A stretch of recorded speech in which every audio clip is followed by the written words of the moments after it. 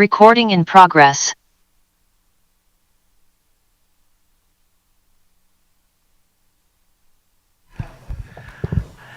Good evening. I will go ahead and call tonight's meeting to order as it is 6 p.m. First, Tracy has taken roll call, and we'll go ahead and stand for the Pledge of Allegiance.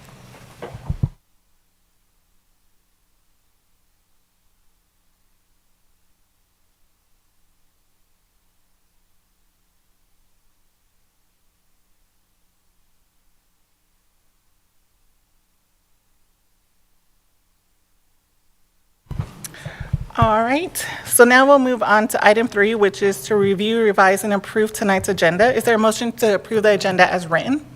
Moved by Vice Chair Garrett, second by Trustee Wake. Any public comment on this agenda item? Seeing none, all those in favor to approve the agenda as written, please indicate yes by raising your hand. Unanimous to all trustees present. Next up is to approve the minutes from the regular board meeting on March 11th, 2025. Is there a motion to approve those minutes? Moved by Trustee Wake, second by Trustee Hayes.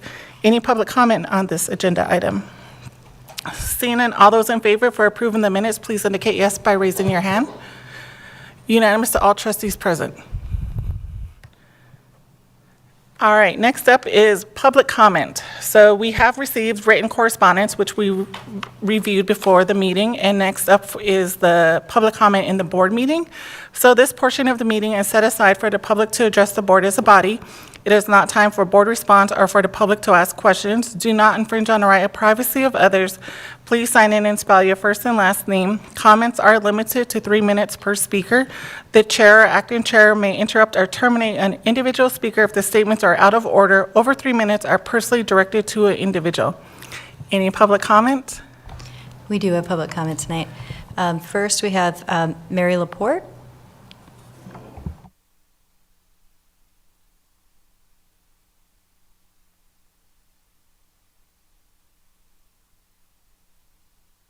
Oh, can you turn your mic on, please? Thank you. Good evening. Thank you very much for the opportunity. I'm Mary Laporte. I'm president of the League of Women Voters of Missoula.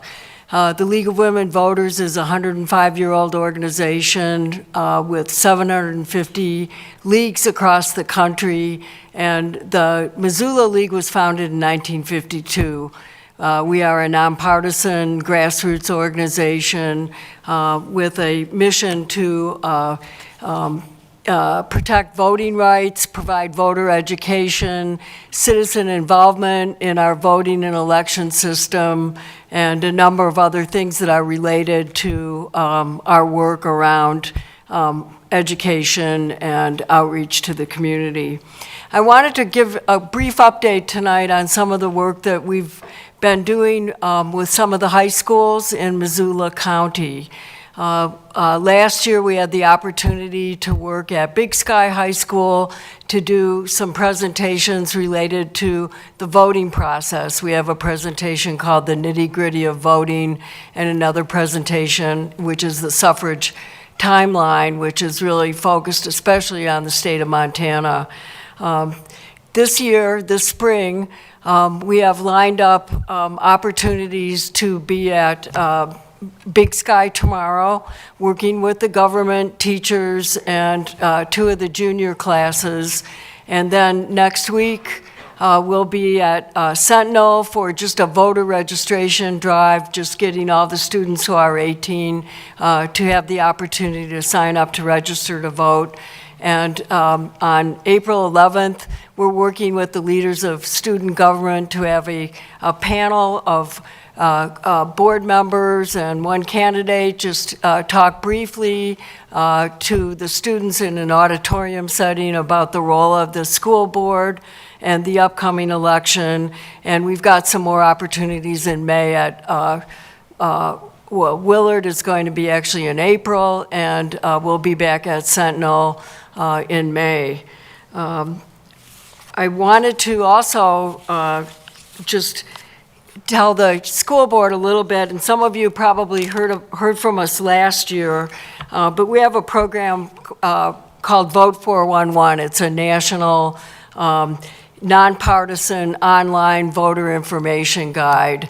And we'll be sending out invitations to all the candidates in the Missoula School Board election to participate in this nonpartisan voter guide. It's free. It's a wonderful opportunity for candidates to get their information, their social media, biographical information out to all the voters. And we'll be reaching out to all the outlying school districts as well. So I just wanted to give a brief introduction. I have some of these cards. I'll leave them so that maybe they could be passed around and you could just hear about Vote 411. So thank you for the opportunity tonight. Thank you very much. Yep. All right, next is Andy Drobeck.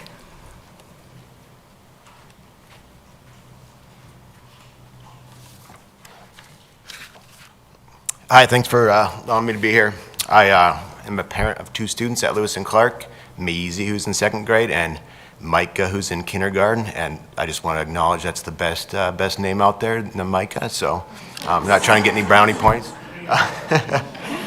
And I'm just here today just to talk about, we had a teacher approach us last week and kind of caught wind of that there was some talk about cutting a 3rd grader, moving around, I guess, a 3rd grade teacher next year, which would push class sizes up about 10 students from 22 now to 32 students in 3rd grade next year.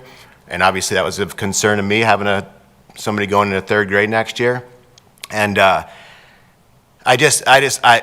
me, it's insane that we're talking about a 3rd grade class of 32 kids. I'm not an expert. I trust you guys. But from what I hear from the teachers, that when you get up to that 32 for a 3rd grade class, you're not teaching, you're just managing a class. And there's no point in sending kids to school to be managed. I can manage them at home. So, and what teachers have also told me is the paras can sometimes be more of a burden because you have to manage the para as well. And so it's really not, they've stated it's a Band-Aid on a broken bone. So I don't think that's that good of a solution as well. And then, I have a brother-in-law who he taught 3rd grade for a long time, and he left. He stopped teaching because he said it was unfair to the students, those big class sizes. He couldn't teach, so he went and tutored. So I just think that we really need to reconsider when we're putting elementary school kids in those huge class sizes. And then leveling, I think, is a worse alternative. To me, that's almost cruel. I want to emotionally traumatize a child, just bust them to another school. And I get that you guys are in a hard position, really hard position, especially with budget. You need revenue, and I understand that. And, you got to start cutting things that matter, right? And I really do. I love you guys for what you do. Notice I didn't do any weird hand gesture after that. But I do really appreciate what you guys do, and I know you're in a tough position. But, if we have to trim, I just don't think teachers are where we do it, and maybe you've already trimmed the fat, and now you're getting into that bone and that muscle, but they are the vital organs. They're what keep things going. If our teachers didn't show up to school tomorrow, school wouldn't happen. And so they should be the last things when we're trimming that fat, even when you're getting into that vital stuff. And I just want to say, too, I saw a letter that the trustees got, and I think we just need to take a really balanced look at options. And to me, it seemed like we were heading down this path of the best option being cutting, through attrition, teaching positions, and then. Thank you. That's been 3 minutes. Thank you. Next up is last name Peters.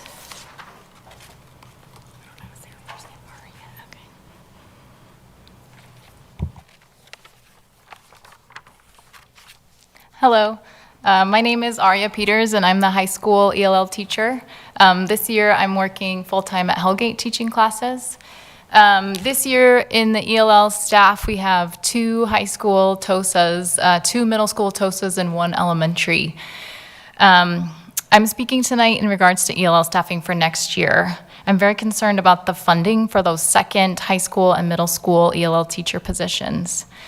These second TOSAs are currently funded by grant money, and I understand that's very much up in the air right now. But I want to make you aware of the high need for ELL support, especially at the middle school and high school level. This is where students' learning becomes so much more urgent because they don't have as much time left in school. At Hellgate alone, we have over 50 ELL students. We have more incoming ninth graders than graduating 12th graders, and so regardless of what happens with immigration or refugee resettlement, we have students right now in our classes that will continue to need support for years to come. At the high school level, at 3 high schools, we have over 100 ELL students.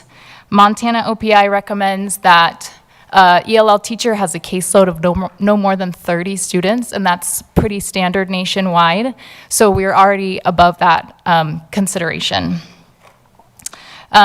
Teaching ELL, it's not just a teaching role, it's considered a teacher on special assignment because there's so much more than we do than just classroom teaching. We are teaching specialized English classes, but we're also providing a lot of reading intervention for students that have had limited formal schooling. We're providing testing for students, testing support for students from their other classes, curriculum support. We work with counselors to plan their schedules to make sure they meet all the graduation requirements in a very limited amount of time. And we connect students and families with community services to provide them with more support. On most days, we have face-to-face time with students for all 7 hours of the school day. I speak to you really out of a huge concern for these students. Without a second teacher at the high school and middle school level, the students will definitely suffer. ELL students have very varied and unique needs, and as much as they are embraced by the school staff in general, they need specialized instruction, and ELL teachers are specialized in that in terms of language acquisition and cultural competence. Their families also need that type of support. We're trained in using translation and interpretation services, and we work with lots of school staff to make that happen. So I just hope that you'll please remember this especially vulnerable group of students as you're looking at the budgets this spring, and hope you can find a way to prioritize these students' needs. Thank you very much. Thank you. Next up, Megan Myers.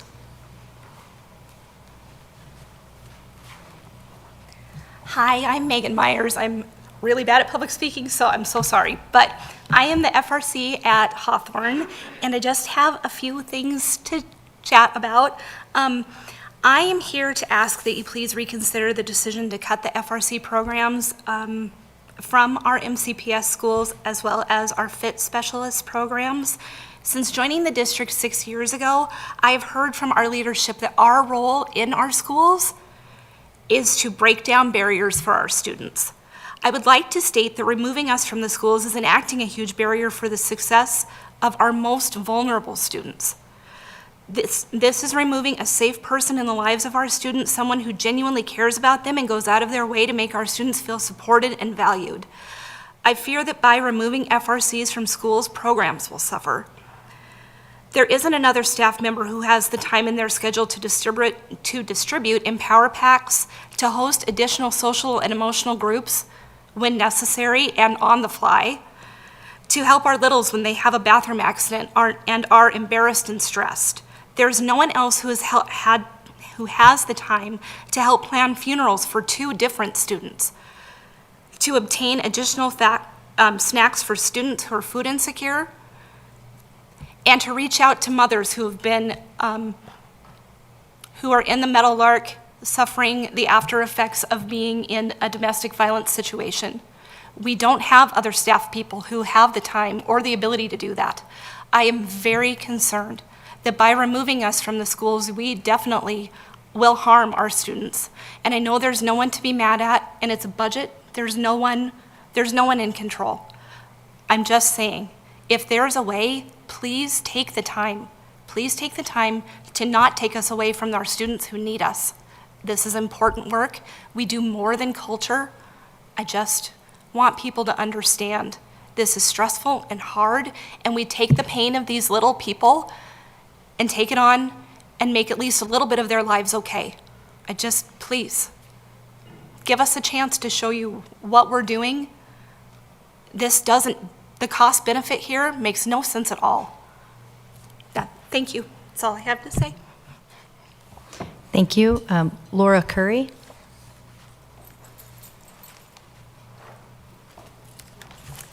Hi, I'm Laura Curry. I am the FRC. This is my first year at Russell School. And I've got a slew of FRCs behind me, but wanted to say something concise. I couldn't come to the budget committee meeting because there was no school and I had my kids. And the PowerPoint that Barbara has shared, you all have access to it. I started running numbers and everybody kind of knows the numbers. But I think just to highlight that a lot of what we do, or some of what we do, is the meeting of basic needs. I know we've talked about the protective factors for kids. And so meeting those basic needs to get to school, to learn, and be able to participate are huge. And some of that support comes from the teachers or staff letting us know, and it ends up being kind of on the fly, or even just us being in the schools and observing those needs that would be missed if, just the McKinney-Vento kids, I think numbers-wise, it would more than double to with the new numbers down to 4.5. So I appreciate all of your time and the work you're doing to figure out how to best meet the needs of our kids. Thank you. Next up is first name Paul, last name Stone something. If you could spell your last name, that would be awesome. Hello, Paul Stonebreaker, Stonebraker.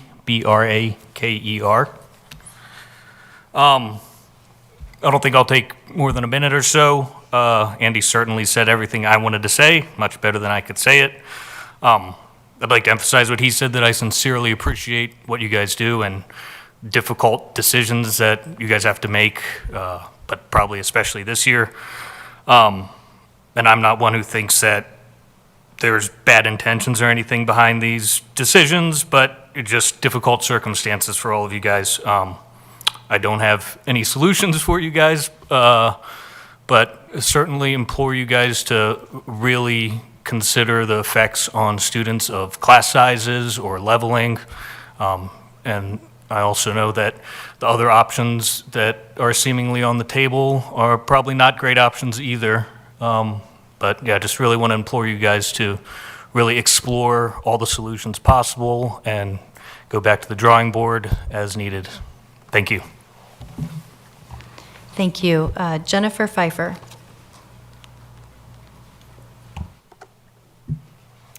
Hi, I'm Jennifer Pfeiffer. I'm the FRC Fit coordinator at CS Porter. As you can see, this is all of our dream job, basically. We're really fortunate in that we get to be like the favorite aunt of the kids at school. We're not disciplinarians, but we're trusted people that they can come to. Today, my entire day, every day is student facing. I see all of the students every day. I can see when they're having a rough day, when they're tired, when they're still wearing the same clothes that they were 3 days ago, and I can just touch base with them and uncover things that teachers and, nobody in the school has the ability, the time. I know that, and teachers come to us and say, hey, have you noticed this kiddo? Can you check on him? We check on them, we call their parents, we find out what's going on. We ensure that they all have access and resources to support what the family and what the kids need to succeed. We don't directly correlate to test scores, but I promise you, we get kids in the building and fed so that they can go into class and feel comfortable and confident enough to learn.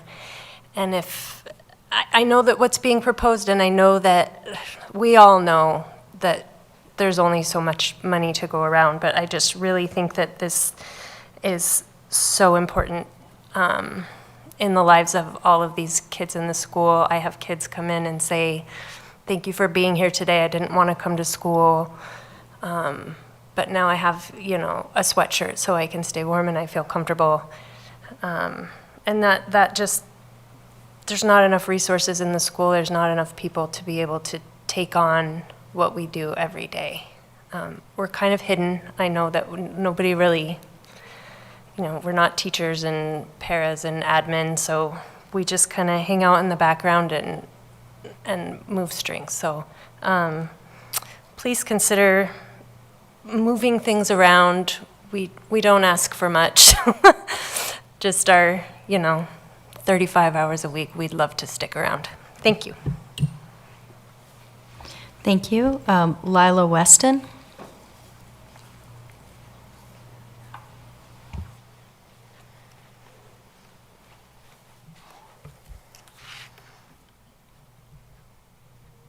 I think we forgot to sign in, a couple of us.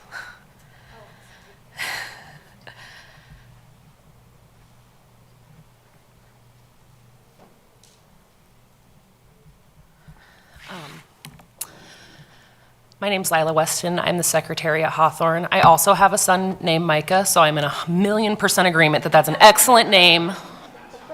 Gotta love a Micah. Anyways, so I was here last week and I'm back so I can finish up my statement because I talk too much sometimes, as many of you know. I'm very still concerned with the potential overcrowded classrooms. It's gonna escalate student behavior. It's really hard to split kids up as it is, and with these bigger classrooms, it's a challenge that we face every single year. And it changes from year to year who kids get along with and who they don't. But tonight I want to focus my statement on the family resource coordinators and FIT coordinators that we have at all of our elementary, middle, and high schools. So the YWCA Meadowlark is located in the attendance area of Hawthorne, CS Porter, and Big Sky. Since the opening of this organization, which is a great asset to our families, we have been delighted to see quite a few success stories. We've seen families come from domestic violence situations, all different kinds of things. It keeps families together. It's the first shelter that a father can go with their family. So it's excellent.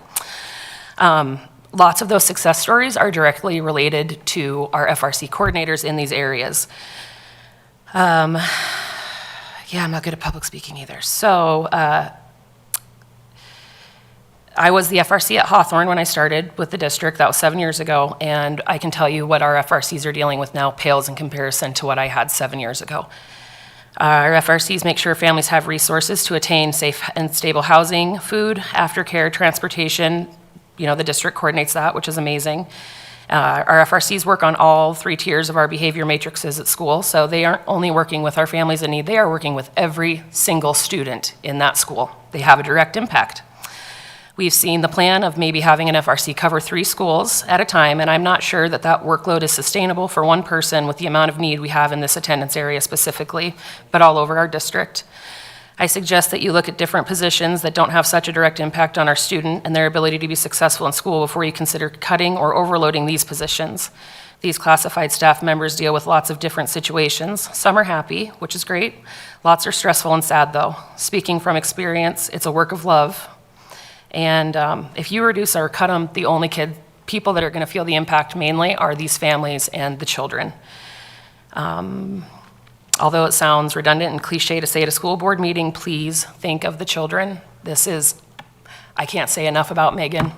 We have had some pretty horrific things happen. We've lost students. We've worked with those families to give their kids closure to their lives, and we still support families even after they go. We keep in contact with them. I don't know if you guys would please come and just spend a little bit of time with an FRC or talk to some of our families if we could get in touch with them. I just want you guys to know what these positions are. It is hard. Thank you. Thank you. Libby Miller.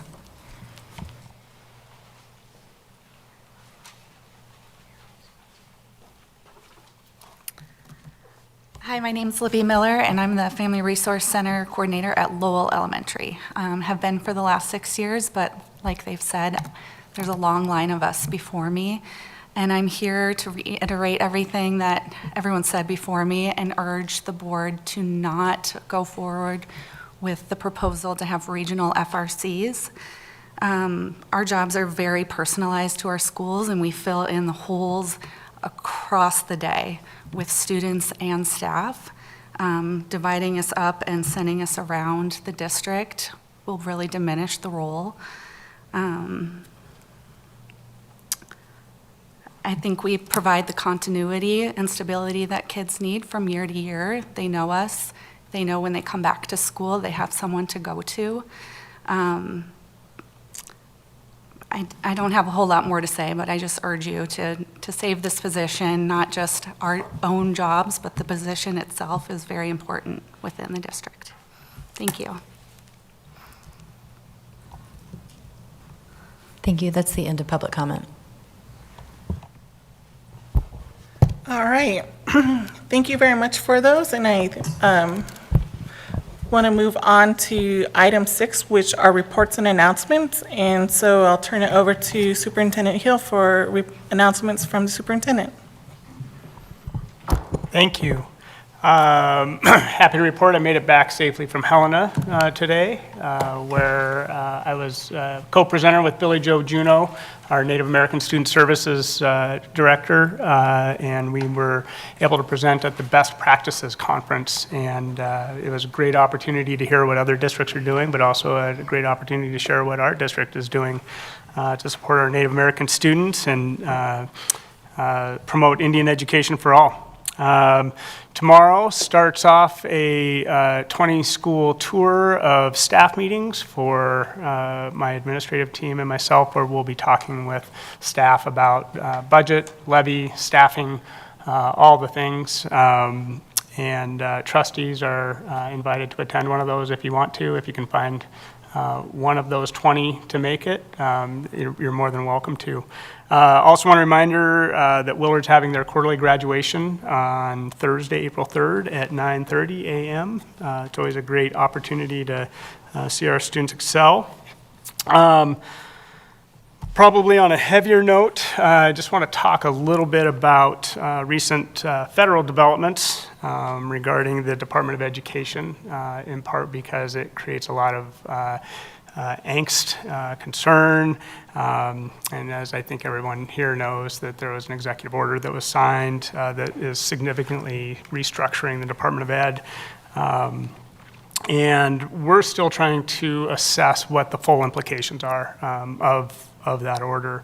But I also believe that it's important to maintain perspective on it. And we're learning about these almost as fast as everybody else. Like I'll get a text message or I'll get a phone call or an email from someone saying, did you just see what happened? And I'm like, no, not yet. I'm still going through my other 100 emails. Anyway, it's hard to know how it's going to affect us, and that's just me being honest.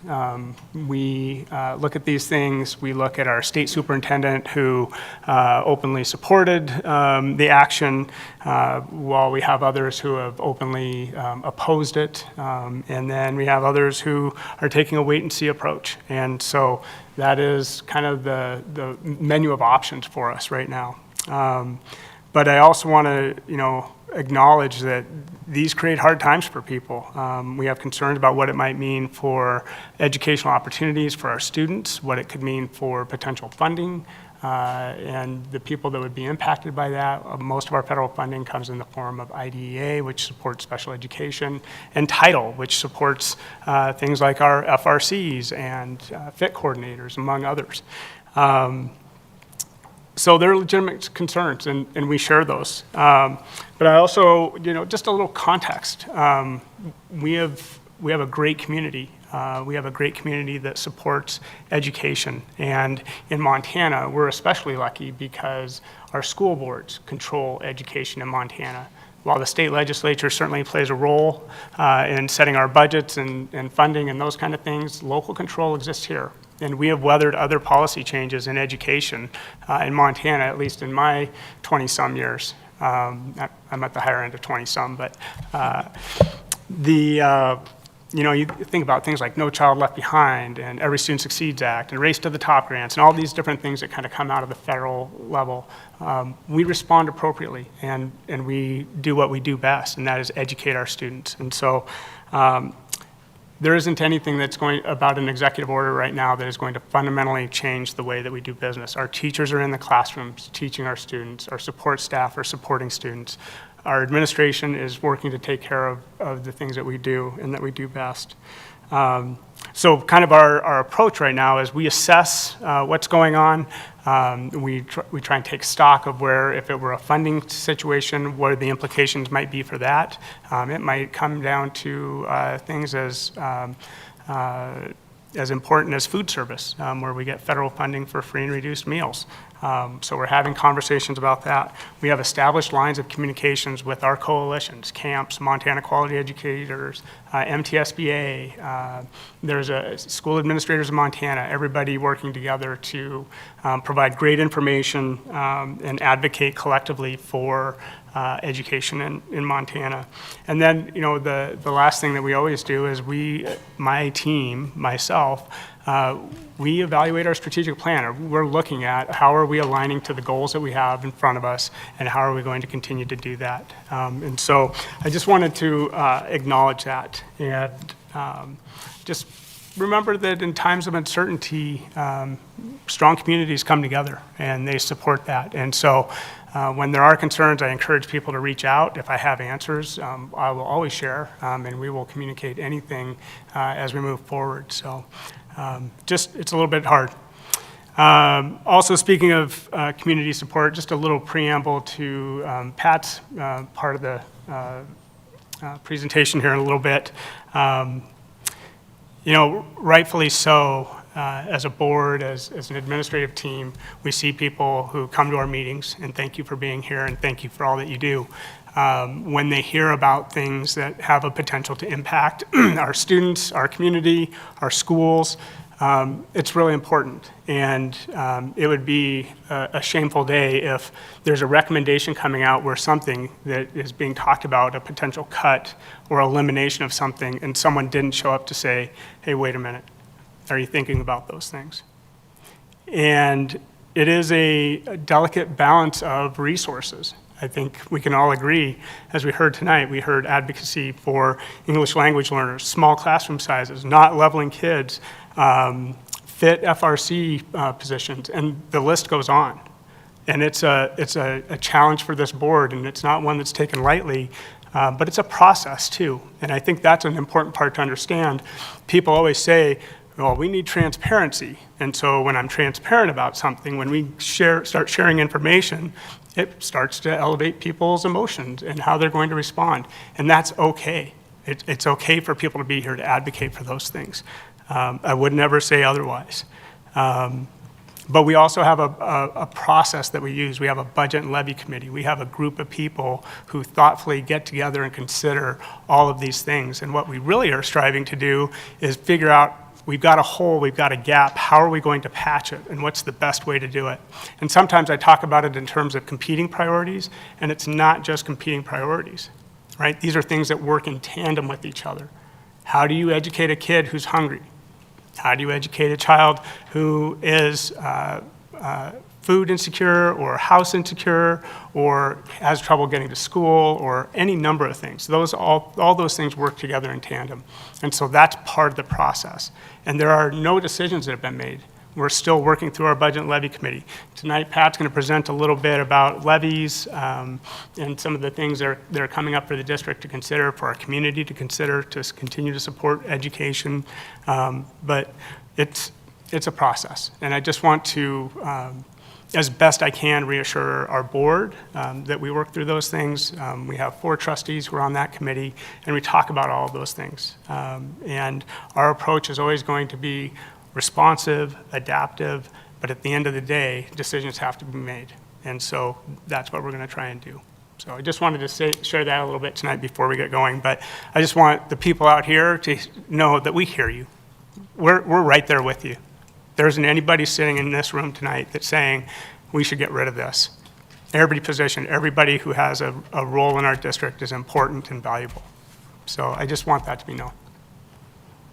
That's all for me. All right, thank you for that. So next up is item 7, which is new business, and consideration and adoption of resolution 2025-E, 2025-6E, and it looks like we're going to do 2, one for the elementary and the secondary. So I'll go ahead and turn it over to you, Mr. McHugh. All right, thank you. So we talked about these resolutions at the last board meeting. These are estimates. It's estimates of the permissive levy that we'll ask the board to approve in August when you adopt budgets. The state statute requires that boards publicize their estimates of permissive levies. And so if you look on page 23, the resolution includes quite a bit of detail about these 6 budgeted funds, including how much of an increase in permissive levies that are associated with each of them. And on the elementary side, if you look at the change column, it's 1.6 million increase for the combined total of all 6 of those budgeted funds.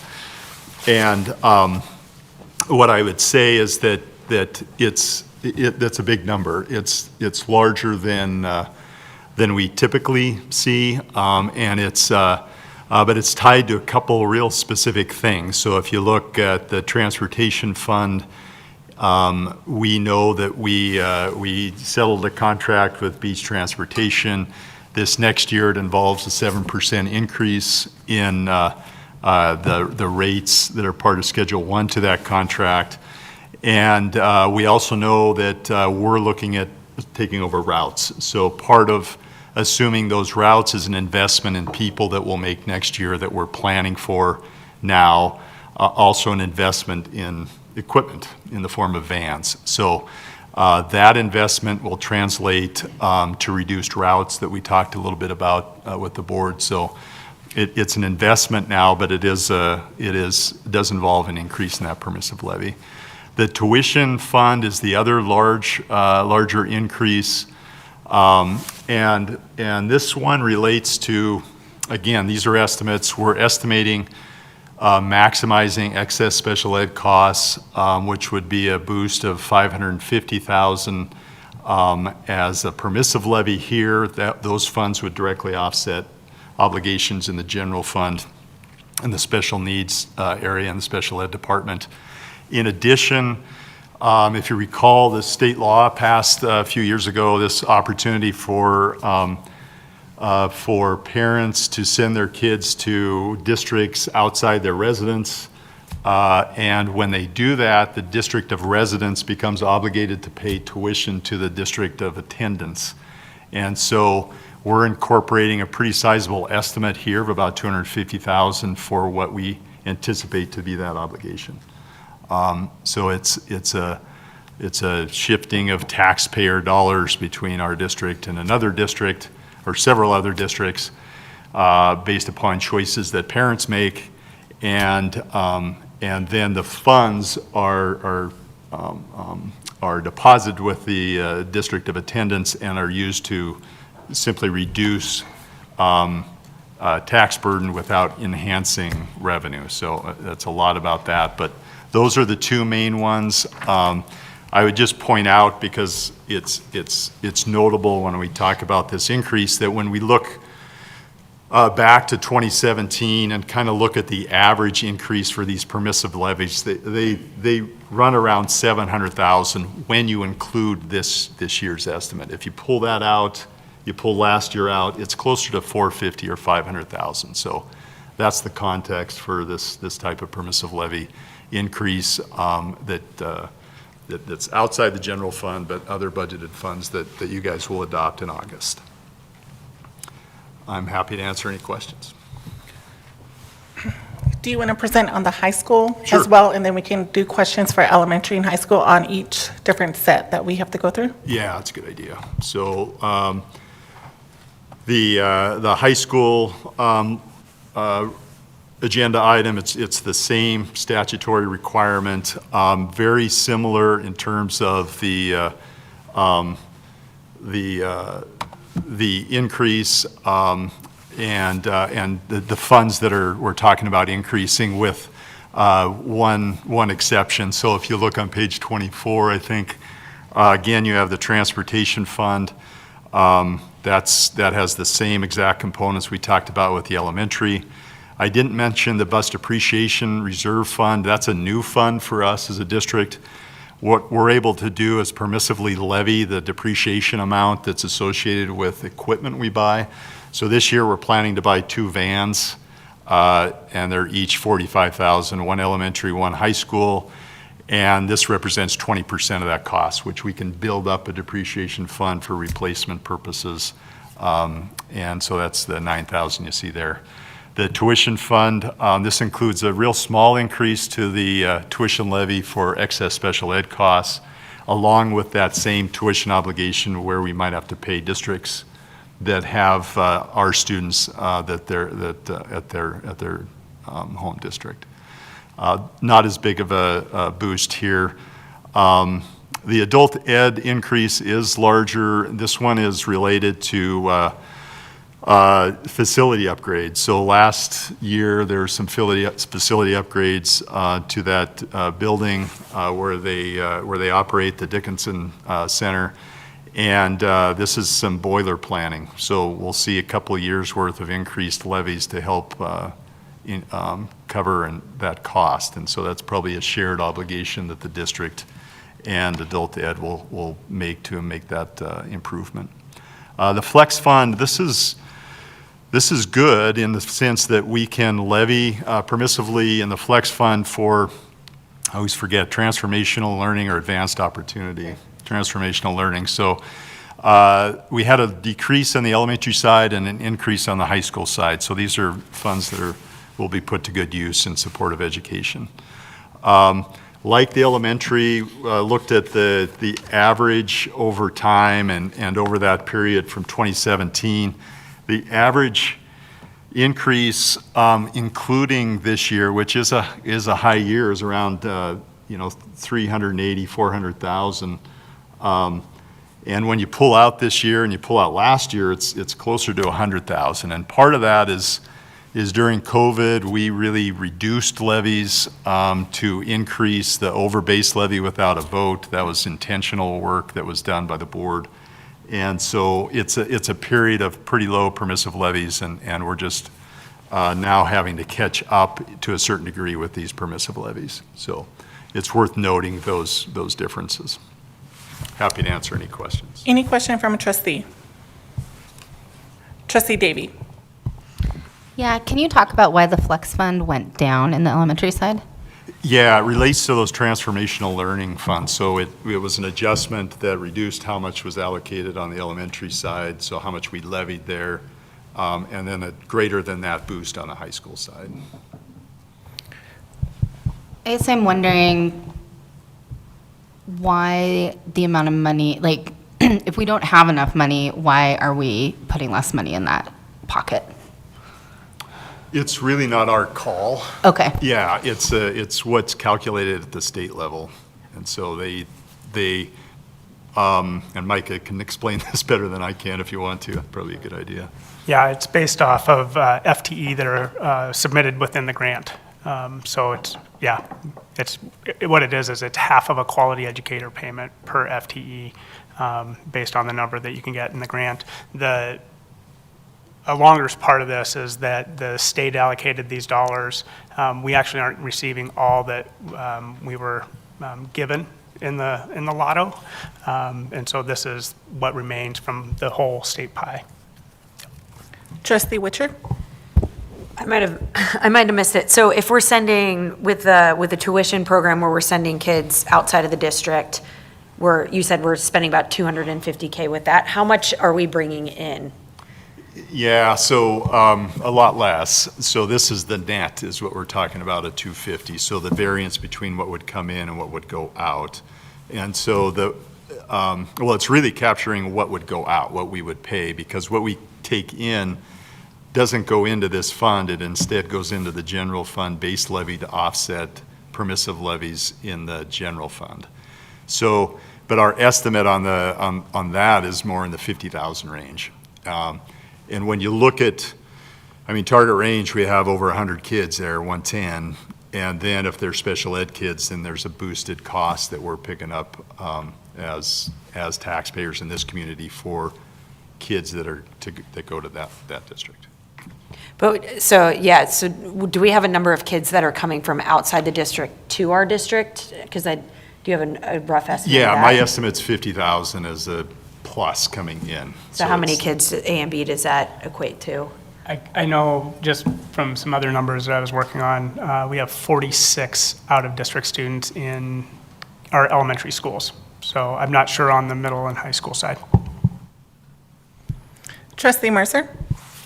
So, but just as a gross simplification on that, the A and B of where those people are matters. This tuition stuff never hits general fund. It never really matters in terms of any of the stuff that the people were talking about. That's affected by A and B. This kind of happens in the background. Is that fair? I think that's a good way to describe it. It's really a shifting of tax obligation so that, that the amount that's paid as tuition for the students that attend a different district is way less than the A and B that's collected for those students. And let's say it's $1,500 per student. That $1,500 is received by the district and directly reduces the permissive levy of their tax-paying base. So it doesn't increase their general fund. Yeah, zero increase in revenue. It's a shift. Trustee Walsh? Okay, just a clarification, because if I was sitting in the audience, my question would be, why are we buying vans if we can't afford FRC? So could you explain how we can't use money from one pot that's dedicated to transportation for other things? Yeah, definitely, and a good point. So each of these funds all have a specific purpose, and so the purpose is very narrow. And so as the transportation fund, as you might imagine with that one, it's a very narrow purpose. It's to and from transportation. It's not activity or athletic transportation, to and from school transportation. And there's state reimbursement that's provided in a real limited way. So the community really bears the cost of transportation for to and from school, but you can't just plug into these various funds what you're short in the general fund. And the exception was the one I brought up on the tuition fund, where we can levy per state law excess special ed costs. Those funds go into the tuition fund to cover staffing obligations really in support of special ed students in excess of the state reimbursement. Yeah, good point. Any other trustee questions in regards to these two resolutions on the permissive levies? Trustee Walsh? This is kind of a technical question, but after 1,000 kids, your A and B rate goes down? Yes, so you have a decrement in the elementary and the high school for the general fund. So if target range... And it goes down after the first student up to 1,000, and after the first student up to 800 on the high school. If target range being such a small district, if they're getting 100 of our kids, are they getting our depreciated rate, or are they? They would be counted as part of their A and B, so they'd be in their enrollment count. So if you figure $7,000 for a K-8 student, then that's what each student for the per A and B would be. Any other trustee Witcher? Can you say this to me again? So the state allocates funding to us, A and B per student at the rate of around $7,000 per kiddo, correct? How much does it actually cost this district to educate a child per student? Well, and that's the per A and B amount that we get. And so your question, or the answer to your question is about $11,000. And so the 7,000 or thereabouts is the per A and B part. We also get a basic entitlement. We also get all those 5 additional funding components. So we're just looking exclusively at the per A and B allocation, but it's a good one to look at because it's the biggest part of our budget. So you get 7 and the cost is about 11 when you factor in all of these other funds. And so we have the basic entitlement stuff, and then us as a district, we're made to put levies forth in order to make up the rest of the cost to educate our kids. Yeah, and so the rest of the cost to educate our kids includes budgeted funds and non-budgeted funds. So it also includes miscellaneous programs fund, which which incorporates grant funding. And so if you look at it like our auditors will look at all of the funding sources that are brought into the district in a year, and then look at it on a per student basis, it works out to be about $11,000. Any other trustee questions? Trustee Walsh. Last one on this. So the state the state ensures that we would get 80% of our budget, and we have to go chase in the community the remaining 20% every year. Okay. Basically correct, yes, for the general fund, which doesn't factor in, the general fund's the main operating budget, and it represents 50% of our budgeted funds, or better, 70%. But it certainly doesn't capture, to Trustee Witcher's point, all of the cost of education, which includes items that are solely funded through permissive levy, like the transportation fund. Trustee Witcher. Okay. So I just want to break down, because we're obviously having a budget-heavy issue in our community right now. One of the reasons why we're in the position where we're in is because we've seen a decrease in enrollment, but there's also been an increase in inflation and the cost of doing business. And the state hasn't necessarily matched the rate of inflation to what the rate of cost is, and thus we're in the situation we're in. So it's a two-pronged thing, right? It's inflation and not catching up to it, and it's a decrease in enrollment. Yeah, dead on. Is there anything else mixed in there? Those are the big ones. Yeah, enrollment and the state funding factors are the two big ones. Yeah. And so we're in. And then passing levies. I mean, we're in a very fortunate community that passes those over-base levies, and even when they're 110,000 like last year, they're very meaningful, because you're capped, so it's a very unique budget situation in school districts where you guys don't decide what the need is. You guys figure out how you can operate within the constraints of the budget. So it's the state saying you get 35 million, figure it out, and the 35 million is tied primarily to enrollment. And so it's not like you guys getting to say, well, yeah, I think we need more, and here's how we're going to get it through the general fund by increasing our over-base levy. You don't get to. It's not a choice. Trustee Walsh. Sorry. Our title funding is down too, right, over the past? Yes, and that's a confusing part, is that title funding, like grant funding and donations, endowments, those funds roll through Fund 15, which is not a budgeted fund.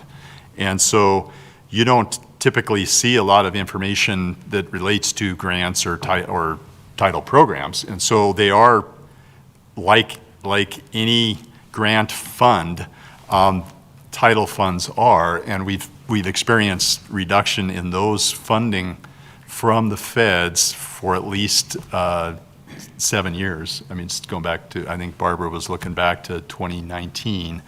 And so it really underscores that push and pull that Trustee Witcher's talking about, is inflation still has happened, because we know we've increased pay for staff at the same time, and that's primarily what's funded with those programs or with that funding source. And at the same time, you have less money coming in. So you're going the wrong direction two ways. And so it's consistently resulted in less staffing in some form or fashion. And it seems like, based upon Barbara's presentation, it really hit ahead where you're making a choice, and a tough choice. Trustee Witt. So just help me remember a few things. If I remember correctly, approximately like 90% of our general fund goes to staff, wages, benefits, those types of things. The other 10% is is other operational things, which I think are largely fixed, right? Like insurance and utilities, and then those things have gone up quite drastically, and it outpaced inflation generally. But what I'm trying to remember is I can never remember exactly what the inflation rate has been the last couple years that the state has given us, because they statutorily determine it, if I'm correct. Like right now, they're determining what it will be for the next 2 years before those years have even happened, right? So they're trying to estimate ahead of time, and then I believe they've capped it at 3%, and I don't think they've changed that as to what the max can be. But can you remind me what the last couple years were, and then about what we were able to negotiate with unions approximately? No. You can I'll tell take me a stab now. at it. So you're right, 3% is the cap inflationary increase. And what the state has done in the past, and the plan for these next 2 years is 3 and 3. I can't remember if the previous 2 years was they front load a lower amount, like 2.5, and then you get 3, or 2, and then you get 3. And so if I look back historically, we didn't really hit 3 very often, that cap. And so when the state makes its calculation, they do so by looking at average consumer price index increases based upon, the previous 5 years or some calculation. It's never real time. And so you're capped at 3, and then the calculation isn't real time. So I think, between steps and lanes, the average increase in the certified staff is 6%. So you're still making increases that you have to meet what everybody experiences with inflation. It's just it's not what we're seeing on the revenue side. So you're kind of doing that Title I dance where the revenue's not keeping up with inflation, and you're incurring more costs. And the costs, as you pointed out, are more than just staffing. We saw pretty sizable utility increases that we hadn't seen for a while, and property liability insurance increases. And they were pretty solid, but it's just like at your home budget, these catastrophes around the country oftentimes are reflected in your mortgage insurance, your property liability insurance, and that's certainly been the case with us. 15% increases, that type of thing. One more quick question, because this is the way I've understood it in my 3 years on the board. When was the last time that the state's inflationary rate was at or above what actually happened that you can remember? Certainly not since COVID. I mean, because it never is consistent with current inflation, because it's always looking back. And so I think what was a great legislative change was the requirement that they fix it based upon inflation. So at least they created a calculation. It used to be that school funding was the last part of the legislative session, and it was just like, here you go.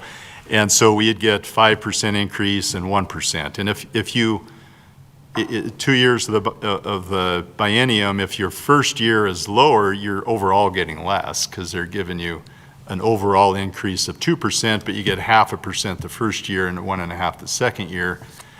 You're making out on the bad end of that. And so that's typically what we've seen in the past is that. I would say that the fact that they built in a formula has been very beneficial, even though they capped it, because at least we know right now, for purposes of calculations, that we're not waiting till the end of the session to get what's left over. So that's a positive, but it's probably rare, at least the last 5-6 years, and I know Micah did some analysis, that it's even close to what the inflation is. Yeah, can I add to that just a little bit? To put it in perspective, MTSBA calculated, I think the number was 10.8% is the difference that we've fallen behind in inflationary increases. And that's compounded because you go year over year over year over year. Even for this biennium, the actual inflation is over 5% for both the next 2 years that we're going to be funded, and we're only going to get 3%. So we're still losing ground. The state is really touting the STARS Act, which is going to infuse about $52 million into funding for public education, which is great. But that's only about half of what they've estimated. They actually estimate $140 million is needed to capture that 10% that we've fallen behind in the inflationary increases. And so that just gives a little bit of perspective, I think, for our trustees to understand that even with this new funding and these things that are going on, it is not even coming close to the need that was demonstrated during that time. And that makes for that hard thing, right? We've got salary and benefit increases, property line, all these things are increasing, and at the same time, you're going in the wrong direction when it comes to the funding. Trustee Witcher. So here's what I'm struggling to understand, and Pat has got the magic math brain that I always ask these questions to explain. He's better than YouTube. My property taxes and my income taxes I pay to the state continue to go up. Where is that money going? Because I hear that in our community left and right. I'm paying more left and right. The state, I hate the word the state gives us A and B. No, that is our money. So they allocate that. So this money that people are paying more in property taxes locally and state income taxes and everything like that, where's that money going? And who is the deciding factor of how it's split up? It's all done in the legislative at a state level. And then it's up to us to figure out how to figure out when they hand back out our own money. And just to clarify, the state had a budget surplus last year, and we're still not meeting inflationary costs. Is that correct to say? Yeah, that is correct, and it's tied to that 95 mills discussion that we talked a lot about 2 years ago, because it coincided with a Department of Revenue revaluation of property. And so when that property revalued, there were significant 35% increases in values, and none of that translated to revenue to school districts because we levy to dollar amounts, not to mills. And so the best example, and it's not picking on the university system, but they do a 6 mill, and it's 6 mills every year. And if your mill value goes up, which it did when the revaluation happened, they're still levying 6 mills, and the mill value just went from 76,000 per mill to 130,000 per mill. So then you times that by all the mills that are collected for that 6, and it's more revenue. And the same happened in school funding with the 95 mills. So it was widely publicized. So that 95 mills were exactly paid by our local taxpayers to the state, and then that sort of redistribution again happens on a latent basis. So that year that we sent 11 million more, I'm trying to remember the number, but it was 9 to 11 million more, our actual increase was in the 500,000 range, because it's 1 year behind, and it tracks to us this past year in a guaranteed tax base aid. So the state boosted that amount, it reduced the local taxpayer amount, but it kind of comes a year behind, and it's not commensurate with the amount that's paid. And it's the system and the structure of the system, and it's intended to equalize districts across the state so that high-value districts are sort of subsidizing low-value districts. And so 2 districts, I think the example that I saw used by MTSBA was Ennis and Superior, similar-sized schools, tax base, mill value at Ennis is, 130,000, but at Superior it's 20. And so there's it doesn't create an equity within those districts because of the difficulty in generating revenue. And so it's intended to equalize it.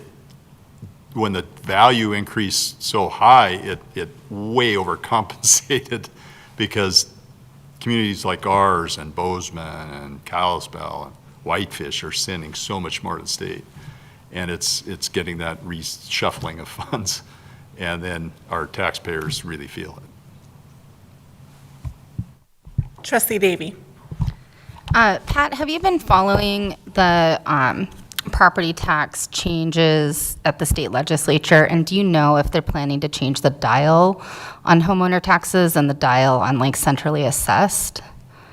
No and yes. So I know there are two proposals that were out there. One involved rates, and I think it was Mark Fain's proposal that it reduced the rates. It's a 35% rate. And then the other was through the governor's office, and I'll bet Michael will remember that one better than me. But I think that one had to do with, well, I'm not going to guess. Do you remember that was, yeah?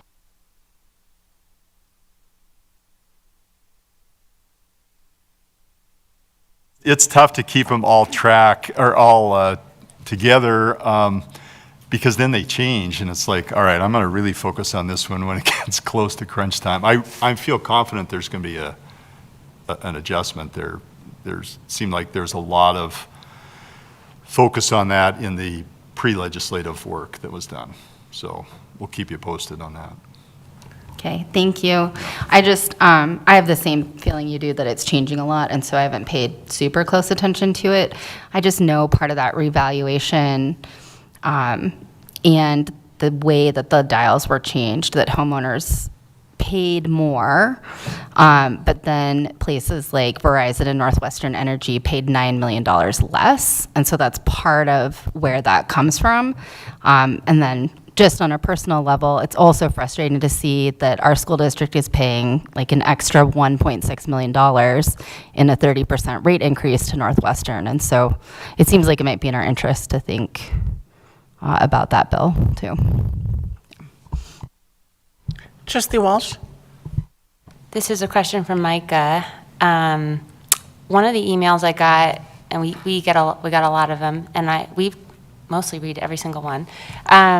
But this one had a good question, and I said I'd ask it tonight. When does it get to the point that we sue the state for not adequately funding schools? And who would be, is it a camps thing that we would wait for them to do? Yeah, so historically, there have been a number of lawsuits brought by school districts. One was Columbia Falls, and that spawned the creation of the Montana Quality Education Coalition, MQEC, which is one of our lobbying groups. And we pay dues to that organization, and basically our dues are to set up a litigation fund. And so they have litigated bills or helped to litigate bills for funding, but they've also done litigation against bills that they believe are unconstitutional. So if they're, if something comes out of the legislature that says, we're going to put 10 commandments on every wall, that would be a group that could potentially bring suit against something like that. What's unique about Montana law is that we're required to do a decennial study every 10 years. So every 10 years, the state is required to fund a study, and then it's interesting this year because there's a bill that was introduced to change the committee makeup and the structure. There was only about $30,000 that was allocated in that particular bill, but then the governor's budget has allocated, I think it was $300,000 for that study. And so our goal at the end of that is to have players at the table who will have an impact on making that determination. Is the state doing its part to fulfill its constitutional obligation to ensure that every child has access to education in Montana. And so I would see, out of the decennial study, hopefully some movement. I think even what we're seeing this year from the legislature around the STARS Act, that's a move toward saying, see, we're doing our part, although we would still argue that it's adequately woeful. Any other trustee questions in regards to these two? We'll do two motions. Is there a motion from an elementary trustee to move forward the recommendation? Moved by trustee Walsh, second by Vice Chair Garris. Any final trustee comments? I have one. So I just want to thank the trustees that serve on the Budget and Levy Committee. I know it does add on when you do additional work with our high-paying job we do.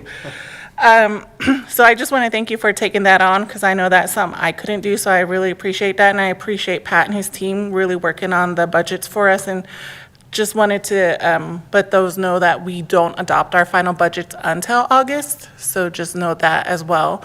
But these are just estimates for that, so just wanted to thank the teams and say that as well. Any public comment on the elementary recommendation? Seeing none, all elementary trustees in favor of the recommendation, please indicate yes by raising your hand. Unanimous to all elementary trustees present. Is there a motion from a high school trustee to move the recommendation forward? Moved by trustee Wake, second by trustee Davy. Any final trustee comments? Seeing none, any public comment on the high school's recommendation? Seeing none, all trustees in favor of approving the recommendation, please indicate yes by raising your hand. Unanimous to all trustees present. So the next two will do the same. We'll do the elementary presentation and then the high school, and then we'll move to the vote then. So I'll turn it back over to you, Mr. McHugh. All right, thank you. So these resolutions begin on page 25. And there's a resolution that calls for the board's approval of the general fund levy amount. And then this page behind it is the ballot and what the ballot would look like. So the elementary overbase levy that we're recommending is $384,947. The reason why it's a real specific number is it's the exact number to get us to max budget based upon the current funding structure. So we are relying upon the information we have. You as a board have to set the levies and now. So this is the time to do that. And we're asking the board to set the elementary levy at that amount that would get us to max budget, $384,947 on the elementary. And then on the high school, we're asking the board to set that levy amount, and I gotta pull it up. I think it's,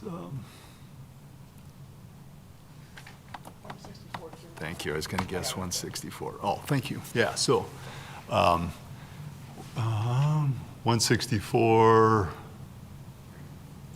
315, thank you. Thank you, that's what I need. And if you look at the ballot includes the mills. The reason why the mills are less in the high school, well, one, because the levy's less, but also the tax base in the high school is much bigger, so the mill value is much bigger. The tax impact is listed for $100,000, $300,000, and $600,000 assessed market home, and the impact for the $300,000 is $2 on the high school per year. It's not a large levy. It's spread pretty broadly among a pretty sizable tax base. So that's why it's where that one's at. And again, this is based upon our best information and the work that Denise Williams did in my office and Stephanie Wardar. So they spent a lot of time digging into those OPI spreadsheets. So appreciate their effort. Any questions from a trustee? Trustee Witcher. Okay, Pat. We pass these levies, what do we get? Are we reducing class sizes? Are we saving FRCs? Like, or is this just to operate at what's been presented at the last budget and levy meeting? I want to be super transparent with our community about this. Yeah, so at our last Budget and Levy Committee meeting, we presented the picture in 3 different scenarios. The best scenario is we pass the overbase levy and the STARS Act comes through from the legislature, and then we still are right around balancing. And then that's including a set aside of funds to negotiate with, to increase salaries for staff. And then on the high school side, it's, if best case scenario, the overbase levy passes and the STARS Act passes, which boosts funding in the general fund, then we're in a negative position. And it's, as pointed out by Chair Oldperson, it's early in the process. So we will continue to work through those estimates to get to a balanced budget that we'll present to the board. And as you guys know, we talk about this every month. The Budget and Levy Committee meets every month, and then you guys get to hear it too. So we'll be back again in April. And a lot of the conversation will be about ensuring that we pass these levies, which are both really important. So why don't we just ask for more? Right, and then that goes back to the specific nature of the levy amount. It's to get to the cap. And so we are really lucky in this community that our board, or our community has supported our voted levies for operations, and we can't ask for more. This is the most we can ask for. We've been operating at max budget, at or near max budget, for as long as I can remember. Trustee Walsh. And last year, when folks voted on the ballot for the language of the levy, what happened was no one paid that amount, right? It was much less. Yes, that's right. There's so much information that you can't include on the ballot. This is the ballot that we're required to put together. So if the verbiage looks like, oh, that's kind of weird,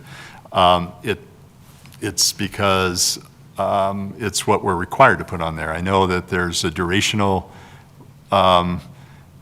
limit language, and then there's language about rental costs, and then that it's permanent. So it's all required and it's all true. It's just we don't add to it the comment that, oh, by the way, the guaranteed tax base for next year is expected to grow. Our base levy will go down, so you're going to net about 50% less. No. So even though people might have voted for an increase of $2 for a $300,000 house, they might be only paid $1. That's correct. That's possible. So we use the best information we have at the time for this voted levy. Yeah. So these are just like the max. They are, and it contemplates the tax value that's in existence now. The dollar amount won't change if the tax value changes. If it goes up, it'll just lower the amount of the mills and it'll lower the tax impact. Yeah. Any other trustee question? Seeing none, we will do the elementary first and then move on to the second. Is there a motion to approve the recommendation from an elementary trustee? Moved by Vice Chair Garris, second by Trustee Walsh. Any final trustee comments? Any public comments? All elementary trustees in favor of approving the recommendation, please indicate yes by raising your hand. Unanimous to all elementary trustees present. Is there a motion from a high school trustee to move that recommendation? Moved by Trustee Gamil. Gamil. She's new. We love her. Second by Trustee Davy. Any final trustee comments? Any public comment? All trustees in favor of the recommendation, please indicate yes by raising your hand. Unanimous to all trustees present. So the next two will be two different actions. The first one will be it's secondary, and the second to the last one about the levy advocacy is a full board. So I'll go ahead and turn it over to you, Mr. McHugh, for the high school safety levy. All right, thank you. Several months ago in February, we went to the board and asked for permission to adopt a resolution calling for 3 levy elections, the 2 general fund levy elections, and then a safety levy in the high school. Last year, we ran a safety levy in the elementary and the high school, and the elementary safety levy passed, and the high school safety levy did not. So we presented this to the board as a placeholder in anticipation of potentially running it. And now is the time where we have to decide whether we're going to, you have to decide as a board whether we're going to run it or not run it. And so we've attached a resolution that calls for the levy in the same amount that it was run last time when it failed. And it's at $1 million. Our recommendation is that we not run the levy and that we cancel this Student Safety and Security Building Reserve levy. And our rationale really relates back to what we were talking about earlier with the permissive levy. We are increasing that permissive levy in both districts pretty significantly. The elementary district also exists in the high school district, so both of those permissive levy increases apply to an elementary and a high school district taxpayer. I think that in light of some of the conversation we've had now, just talking about taxpayer impact, and many of which was not outside or within your control, but still, this is a situation where we're saying let's hold off on this levy and let's focus on the operational levies that in the high school are not insignificant well, I guess it is smaller in the high school, but still not insignificant. And really the permissive levies being what they are, it's our recommendation that we sit tight. And to some degree,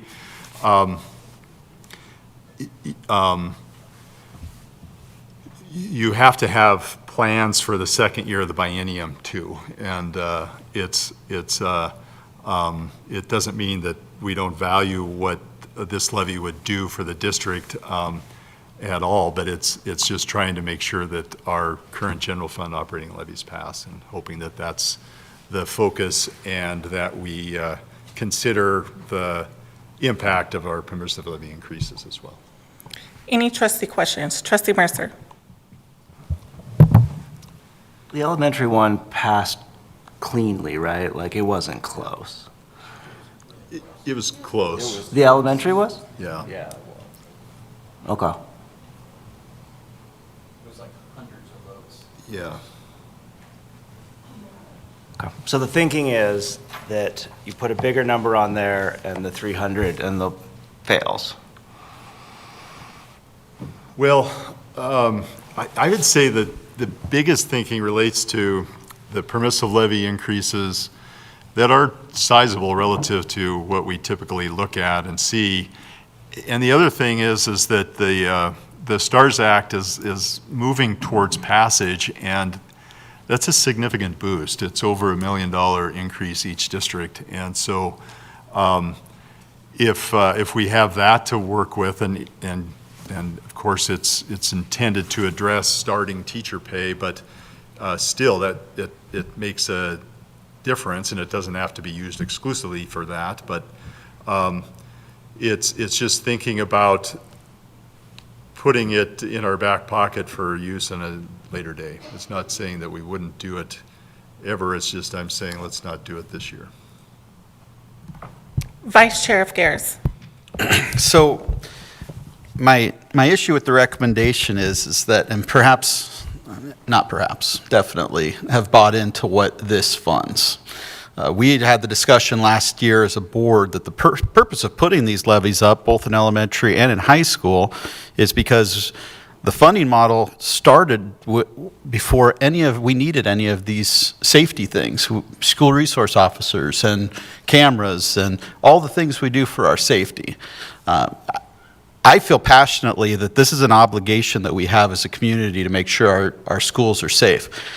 This is an easy line item to be like, oh, let's kick it down the road until something happens at our schools that this would have funded to keep our kids safe, right? I mean, we have a lot of staff out here.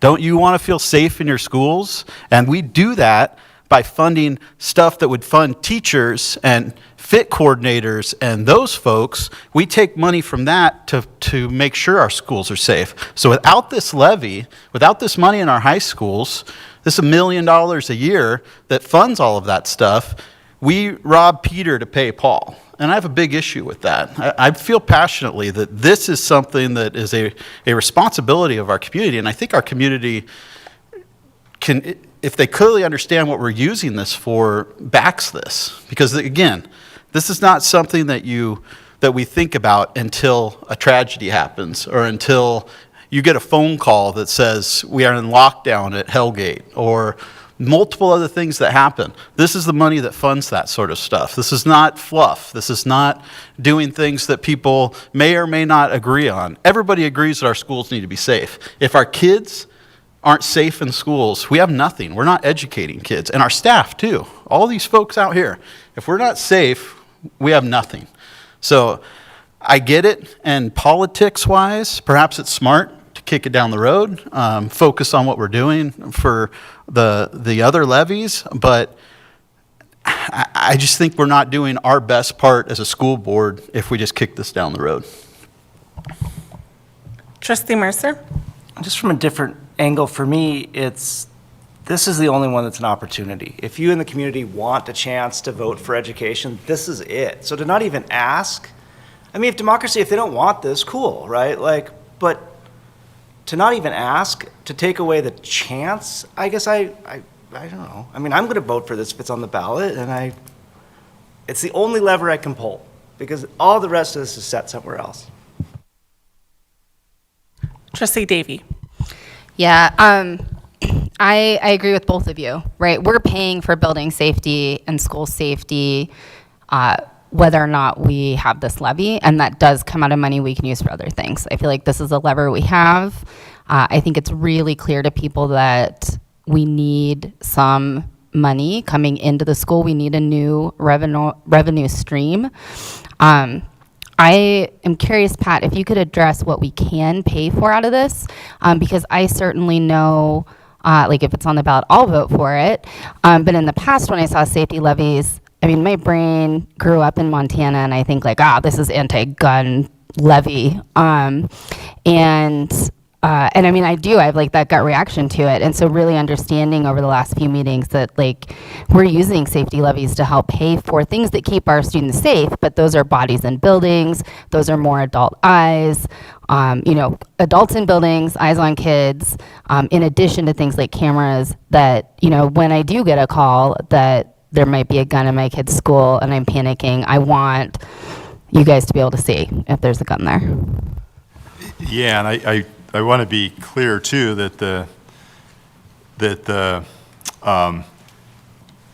lack of a safety levy doesn't mean that we're not safe. I think to be clear, it means what you were saying, and that is that we're already doing these things and have been doing these things before safety levies were allowed. I think that's what Trustee Avgaris is saying, and what it recognizes is safety costs become a larger burden of the general fund than they ever were. And so if there are larger costs of the general fund, then this becomes an opportunity to move them outside the general fund. And so those expenditures that would get moved out, I mean, if we look back to the elementary safety levy, the big one there was behavior interventionists that we retained, and that was represented half of the $1.5 million that we passed. The other pieces free up some of the general fund and free up some of building reserve, and those expenditures are for cameras, doors, windows, and then it also included staff salary time. So we paid part of salaries to recognize the amount of time that is spent training for, working on, managing safety and security. So the concept is excellent. It's a way, much like the excess special ed cost permissive levy, is that you're covering those costs, those excess costs, if you will. And here, safety wasn't even a thing until 20 20 years ago when horrible things happened, and, I mean, safety was a thing, but not to the same degree it is now. And so it's a great concept. I mean, it's not disputing that. So what we would look at is the SROs are pretty large obligation that's picked up with the general fund entirely. You'll see it in the budget spreadsheets that the increase on the high school side is there. It's I think 15,000. We will spend or pay the city of Missoula about 300,000 for our SROs, for the 5 CROs and SROs. And so the part that's elementary funded is picked up with the safety levy, but it's not on the high school side. So this safety levy, it passes, then we'd move that cost directly over. We'd move some high school salaries directly over to the safety levy. So we would look at it as a way to free up $1 million if it passed in the general fund. Does that include technology safety? I can answer a little bit. When we constructed the safety levies and the what would potentially be paid for out of those, obviously included the SROs, but it also included what we would refer to as infrastructure. So you could identify things through the law. You can identify things such as your student database system. So we could cover a portion of that. You could cover a portion of an administrator's salary who's dealing with school safety. You could cover camera systems. You could cover electronic door locks, even our key cards that we have to get in and out. So just about anything that you can imagine from a safety perspective. With the elementary side, we used it primarily to pay for behavior interventionists, looking at intervention as being a big component of safety. So we have latitude about what we would direct those funds towards, but ultimately everything that we would do with it would be to try and free up funds on the general fund side so that we have more to work with. Trustee Mercer, then Trustee Walsh. So I think I've spoken clearly. So last time, the operating levy in Missoula Elementary, that passed 60-40. So that's clean. So that's the 300 and something here. The one that was very close, so the building levy was very close and passed, and at the high school level, the operational level was very close. So to me, like, the risk here is to the 100,000. Like, that's the one. So there's some chance that seeing that million on there will make some voters offended and they won't vote for any of the 100. I think the 300 is going through in core Missoula. I'm willing to risk, I guess, 100,000 for the possibility of giving people an opportunity for 1.1. That's my take. And I also think there's a chance where, and also just psychologically, I don't like that big number, but hey, I'll give them the 100,000. And so I don't think it really hurts that much on the 100,000. So that's my take of, like, I think tactically, I don't think it really drives away. I don't think it's that damaging. Is the safety levy part of our cap? Is there a risk that we put a lot of effort into this? We get every single person that's ever emailed the board to be part of the levy campaign. We get Big Sky High School's PTA. Like, I've got a plan, right? But is there a chance that we put all this energy into it and then we pass it and then we can't use any of that money because we hit our cap? No, not at all. Okay. Different funding source, back to that. I think it's a lever we can't not pull. I can't, walk into an elementary school right now knowing there's something we could do that we're not doing. This was high school. Oh, high school. Well, but it would free up things in the elementary side. Because if we pass the safety levy for high school, we free up general fund money, but only in the high school. So it wouldn't make a difference. Okay. Well, we'll find a way to use it. Trustee Witt. Mine's more of a just numbers question. So, because I think a lot of people evaluate whether they're going to vote for a levy based off of what does this do to my particular tax bill. So what would $1 million of a levy be to per $100,000 of house value? Yeah, taxable house value, to be clear. If you look at the ballot, which is the next page, it has the various tax impacts. So the $100,000 assessed value home it would be $4.08, and then it's multiplied multipliers of that amount. So the 300 is 1224 and 600 is 2448. And that's the annual cost, not monthly, that's annual. Trustee Witcher?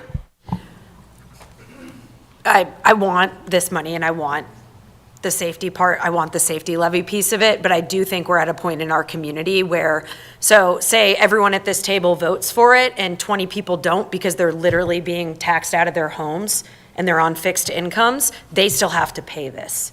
And so I want to like bring some voice and some recognition to our community members who have been hit with a levy in every voting cycle, whether it's from the county, the city, or the school district, since as long as I've lived here. And so that's my concern in running any additional levies right now. And like, I live fortunately in a household where I can look and say 408 isn't a big deal on the taxable value of my home. An extra 12 isn't a big deal, but there is a damn lot of Missoulians who see the $12 plus the $2 plus the $3, and it's breaking their bank. And so when we look at this, what I want us to think about and what I continue to ask is, we asked for a levy last, whatever, I can't even remember because time is a continuum thing in my head right now. Like, at what point are we going to not have to be asking for levies? Like, I know we can't predict this. Like, I want to, as a board, I want us to be calculated and pragmatic about how we're approaching asking our community for money, because if we all vote for it, it doesn't mean that the people who didn't vote for it still don't have to pay. And I am concerned about that. Do I want this? Yes. Do I want this for our kids, for our budget, for everything? Yes. But I'm anxious about the total output. Can I speak to that a little bit? I think that's part of the reason why we had a recommendation to not run the levy. Right now, we've got a 2, even 3-year lookout. We know what the next biennium is going to bring. We know what the inflationary increase is going to bring. We're waiting for some things to settle from the legislature as far as funding. We know there's a decennial study that's coming up. We were really trying to be pragmatic about it. In large part, if we go back to those permissive levies, that's a significant, those aren't $4 per 100,000. Those are pretty significant. We're running 1.8 and 1.6, where our average in our permissive levies have been in the hundreds of thousands, not in the millions. And so that was part of the reason for the recommendation. It was for the board to have this conversation, and part of that recommendation came out of our budget and levy committee discussion. We're trying to be sensitive to that too, administratively, and give you our best recommendation. And it gives us something to have in the bank for next year. And it gives us that time to be able to, it's late March, ballots go out in 2 weeks. And so it gives us a little bit of time to plan and prepare, and if that's the direction we want to go, we could certainly do that. And there's no question we could run that safety levy this year and put out information, but it was kind of a cautionary thing for us. It wasn't about not valuing safety or not seeing the benefit of $1 million to offset expenditures in the general fund, which would free up more money. Trustee Hayes? So do we have to ask for $1 million? Could we ask for 500,000? Yeah, we can ask for any amount. These are not durational, so whatever we ask for is like the permanent levy, and that's all you're going to get unless you go out for another levy to increase. So an example would be like our technology levy. We ran that 12 years ago, 10 years ago. It's been a while, and that was one that did not have a durational limit. The legislature's been working really hard to make everything durational. So if you run it, it's only good for 10 years, then you got to go back to your taxpayers. Right now, there's no durational limit on this one. And so if we run it for a lesser amount, that's the amount for all of time, and it doesn't necessarily increase unless you specify in the ballot. Which we did, so we're running it as a mill, but it's going to be, it'll adjust slightly because it's based upon a mill. It's one of the few that we ran as a mill. Trustee Walsh? So if we run this, can we get our FRCs back? Like, if we run this and pass it, is this like going to impact next year at the elementary level at all? It's not where I would look at to cover it on the elementary side. I mean, I think that, that's, yeah, I guess that's what I'd say. Well, now I see your strategy a little more clearly, unfortunately. Trustee Mercer? But wasn't, sorry, I missed the last meeting, but wasn't the high school in negative anyways? Yes. I mean, so the high school is actually in as much or more trouble than the elementary, budget-wise. You maybe have more levers to pull, but.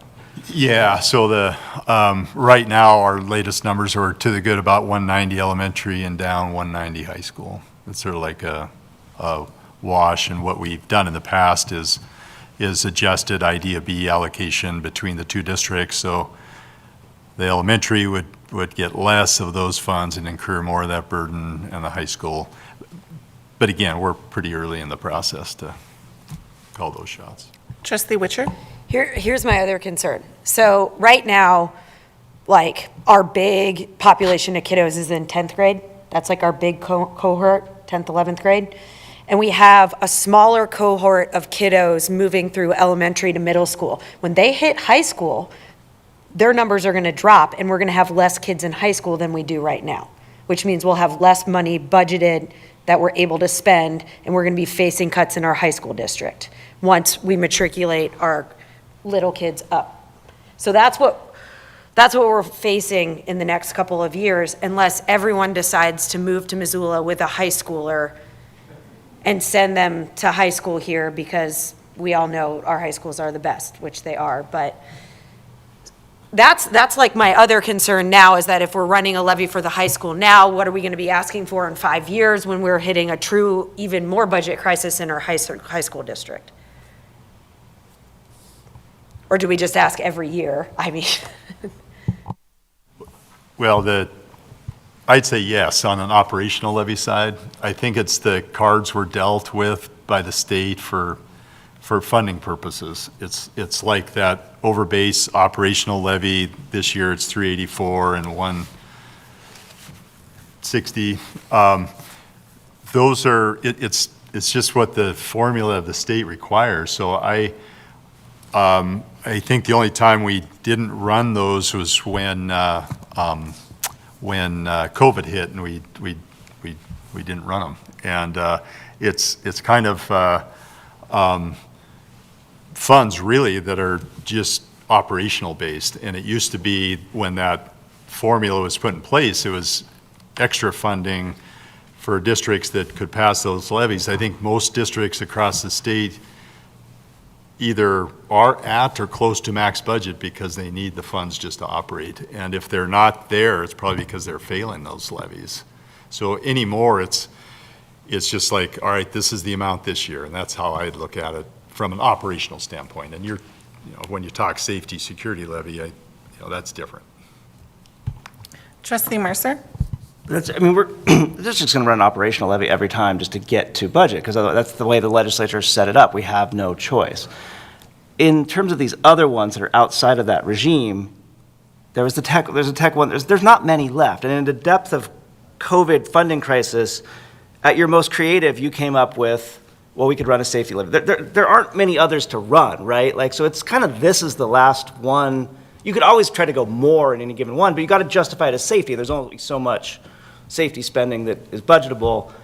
We could, same with IT or whatever, we could do more, but so this is kind of the last one, and whether we do it now or in 5 years, there isn't another extra levy, right? Am I missing? What's that? There's one. Building reserve is actually another one, because we have expenditures out of the general fund for maintenance and all that kind of stuff. So, and that's really like where a community like Bozeman is at. They've passed their safety levies. They max out their budgets. Really expensive place to live. They're going out for an increase to their building reserve by another $200,000 a year. So they're asking for a 10-year, $2.2 million per year increase. So, well, the increase is $200,000, but that's one way that they're trying to be creative about it. So safety levy and then building reserve are the only other options. Yep. Is there a motion, or is there a motion to, for the recommendation? I'm open to any. Yes, Trustee Walsh. So the recommendation is to strategically sit on this card and wait to play it to maximize impact. I think to minimize impact to the taxpayers. Yeah. Trustee Davy. Yeah, I am going to move that we put the high school safety levy on the ballot. Is there a second? Second by Trustee Wake. Any final trustee comments? Trustee Gamel. I'd like to offer sort of an alternative way of thinking of why we would put this levy on the ballot, and that would be, let's go ahead and put this on the ballot and let our community members speak. Any other final trustee comments? Any public comment on this agenda item? Seeing none. All right, all trustees in favor for Trustee Davies' motion, please indicate yes by raising your hand. All yes except for Trustee Witcher, which is a nay. Yes. Motion passed. Will be on the ballot. Next up is the levy advocacy, and this is over to Superintendent Hill. This one probably shouldn't take as much debate. We're literally just for a point of clarification in the law. There's only one employee of the district, and that is the superintendent, who can openly advocate for people to vote yes for a levy or a bond or a ballot issue. And so this is asking for you to say, yes, we authorize the superintendent to advocate on behalf of the district. The reason why I'm the only one is because our teachers, our support staff, anybody else who's paid by the state, it is not in their job title to do this work, and so they legally cannot. And so we share that information when we talk about levies, that they cannot use district resources, time, their computer to do that work. Any trustee questions? Vice Chair Garris. I would just add on to what Superintendent Hill said. That doesn't mean that staff, teachers, everyone shouldn't be advocating for this. Just do it on your own time. You can't do it during school hours or with school equipment. But highly encourage that all the employees, especially that will affect, you should be yelling this to the clouds, right? But just do it on your own time. Trustee Witcher? Yeah, and I think there was some public comment speaking to our history of not running strong communication plans when it speaks to levies, and I have to agree with that in somewhat, and so I urge everyone that's written public comment that is believing in what we're doing, this is our time. This is when the rubber meets the asphalt, including us as trustees. If we're gonna do this, we should probably do it really well, and it's time to really get that message out, because we don't have much time. Any Vice Chair Garris? One last thing. We, last year, built a series of videos that really accentuated what this is about, who this affects. We interviewed staff and folks in our schools, teachers, administrators, people who are, what's that? Police chief is on there. Thank you. I encourage you to go to our school website, or I don't know if it's still up there or not, but he's got it all. So email Micah, everybody. They already posted that on social media. But it's really inspiring what happens and the effects and things like that. Share these things. That's how we get this word out. So, Any other final questions for Superintendent Hill? This is a full board motion. Is there a motion to approve the recommendation? Moved by Trustee Davy, second by Vice Chair Garris. Any final trustee comments? Trustee Walsh. Okay, Kalispell is running an incredible levy campaign called One Brave Pack. And after Barbara created that great image with our character, yeah, I think we should be the Missoula Mountaineers and use that same graphic and go hard with it. We don't have one thing, so, just putting it out there. That was my comment. Was to look at what Kalispell is doing for their levies and trying to get their word out on that. So, any public comments on this agenda item? Seeing none, all trustees in favor for the recommendation, please indicate yes by raising your hand. Unanimous to all trustees present. So now we're on to B, which is personnel negotiations and policy, and it's to approve out-of-country travel requests, and this is over to Assistant Superintendent Shattuck. Hi, so I have another trip. Jenna Burke from Sentinel is taking a group of 4 students to India.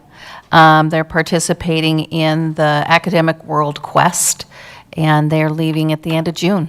So I hope you can approve this. Any trustee questions? Trustee Witcher. I love hearing Amy talk, and I love hearing these, but is there any way we can move these to the consent agenda to have them approved that way? The board leadership will take that into account. Love hearing all about it, but I just am respectful of time, and it seems interesting that the travel request stuff takes up an entire agenda item. Trustee Davy. Yeah, I just wanted to share that my kiddo does this club, but at a different school. And this was a really cool moment where the consulate person from India was just so impressed with the kids in our community that they were like, you know what, I love you. I'm going to pay for a trip to India for 2 weeks. And so I think it just really speaks to the quality of the education and the students and how cool it is that the Indian consulate just wanted our kids over there for 2 weeks. Any other trustee questions? Trustee Wake. I just have the comment that I always make. You know what it is, right? What is it? You want them to come back and share what they've experienced. I certainly do. This is a full board motion. Is there a motion to approve the recommendation? Moved by Trustee Hayes. Second by Vice Chair Figueres. Any final trustee comments? Any public comment on this agenda item? All trustees in favor for approving the recommendation, please indicate yes by raising your hand. Unanimous to all trustees present. So next up is the work session, but I'm going to go ahead and take a 5-minute break because we've been at it for almost 2 hours. And then we'll come back for the work session on the Special Education Comprehensive Program Review. And that will be less formal as the board meeting as it is the work session. So we'll come back to the table at 7:57. Thank you.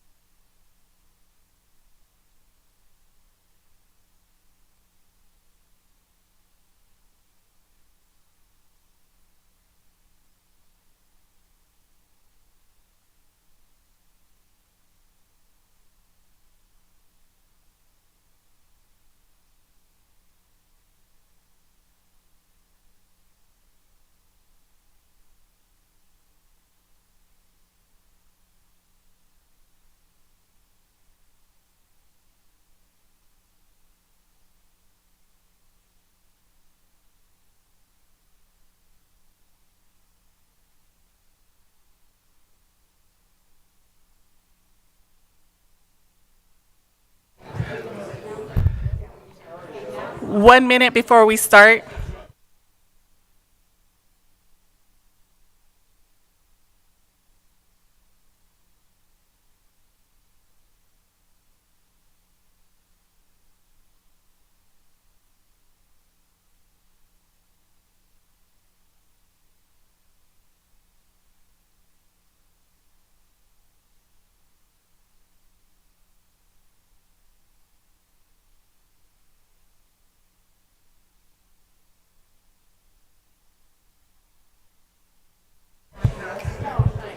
All right, let's go ahead and call the meeting back to order.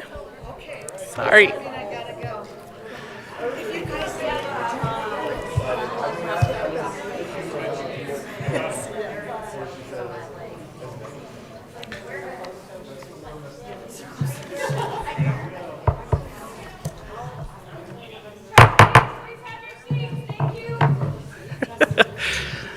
Sorry. Thank you, Tracy.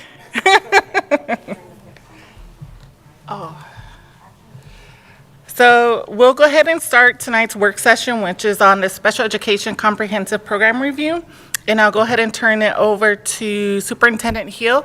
But I again want to emphasize that this is a work session, so feel free to throw your hands up and ask questions as you want or however you feel. We're not tied to formality like we were in the school board meeting.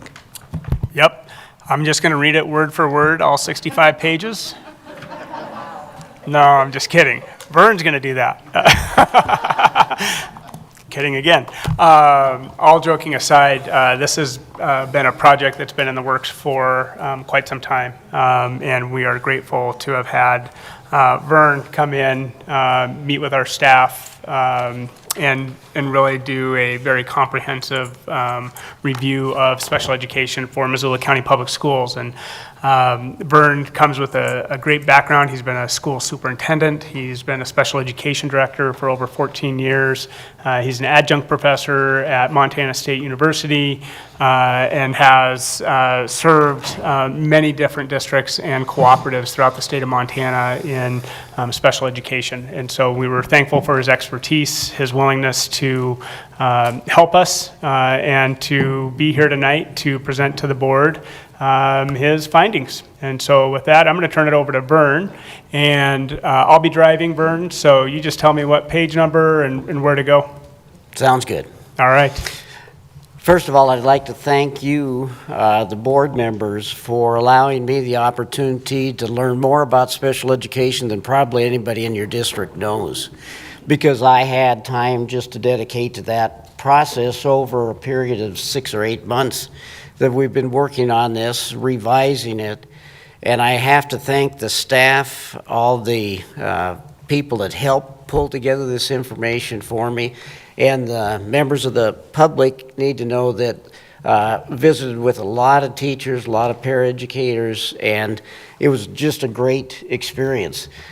One of the things you're going to find about tonight's presentation is we're going to focus more on the quantitative parts of the special education program rather than qualitative. That was not the scope of the job, but I can tell you that without reservation, you've got a staff that loves children. And one of the reasons you're in the difficult position you're in is because, as one of the staff members told me when I first started this, is a problem with the special education program is that we provide far more than is required by the law. And that's absolutely true, is that you all have an outstanding program, people that care for children, and you have added programs over time that are putting you in a position where you need to hear this report. And then you need to factor that in with the discussion that you had throughout the evening tonight, because a lot of this information will help provide background for why it is that you're in the shape you're in with all kinds of finances in your district. So let's start with the first and yes, next.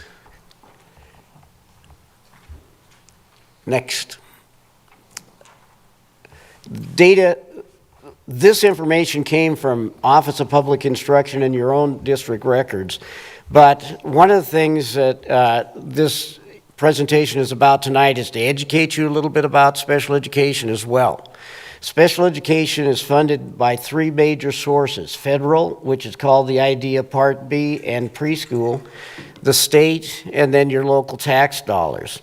The interesting thing about IDEA is that you have to think about it as an entitlement.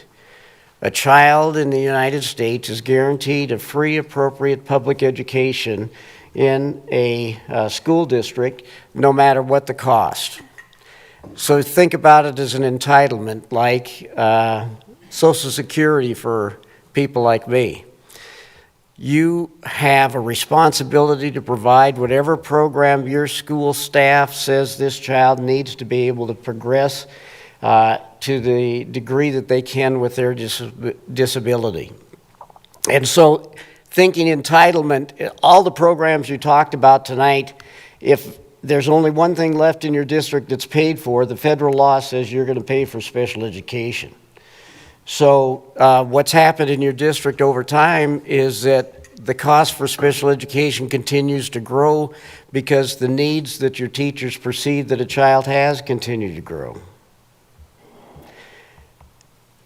The interesting thing about the IDEA is that the preschool program, the federal government funds $56,000 of the preschool program. 10 years ago, they funded $46,000. An increase of $10,000 over 10 years is $1,000 a year, or less than $8 per child. The cost of the program that you provide preschool students is $1,300,000. The state provides no funding for preschool students. So all of that money is your local taxpayers competing with other programs in your district for funding. And when you're talking about cuts, and I heard the audience, the people speak about retaining positions and so on, those positions they're asking to retain are competing for funding with the special education program overall. The IDEA Part B generates about $200,000, $2 million a year. Most recently, it's $2.5 million. So a $500,000 increase over a 10-year period of time. That doesn't come close to keeping up with the cost of special education. There's also something in special education IDEA funding called proportionate share. And that is that when you have private school students identified for special education in your district, you have to spend a proportionate share of your IDEA money on those children. So Pat gets to spend $87,000 out of your general fund budget for special education services for children who don't attend your school. State revenue is about as ugly as it can get. As you see in this, when I wrote this, the anticipation was going to be that you're going to have 3% increase in funding from the state. You're not. It took us something like 12 years to get special education even to be included in the inflationary cost formulas of the state, but the amount of money that provides for your school is very small. We'll get to that in a little bit. Federal revenue, if you are not frightened to death about what's going to happen with special education funding at the federal level, you should be, because nobody knows what direction it's going to take. President Trump has made statements in the past of not going to cut programs for children with disabilities, but then he also has not provided a formula for what we're going to get for money in the future. Micah can't even begin planning for what's going to happen 2 years from now because nobody knows what's going to happen with that funding. The big one that impacts you as a district is your tuition fund analysis. Tuition fund analysis showed that 10 years ago you spent $64,000 on out of the tuition fund for special education.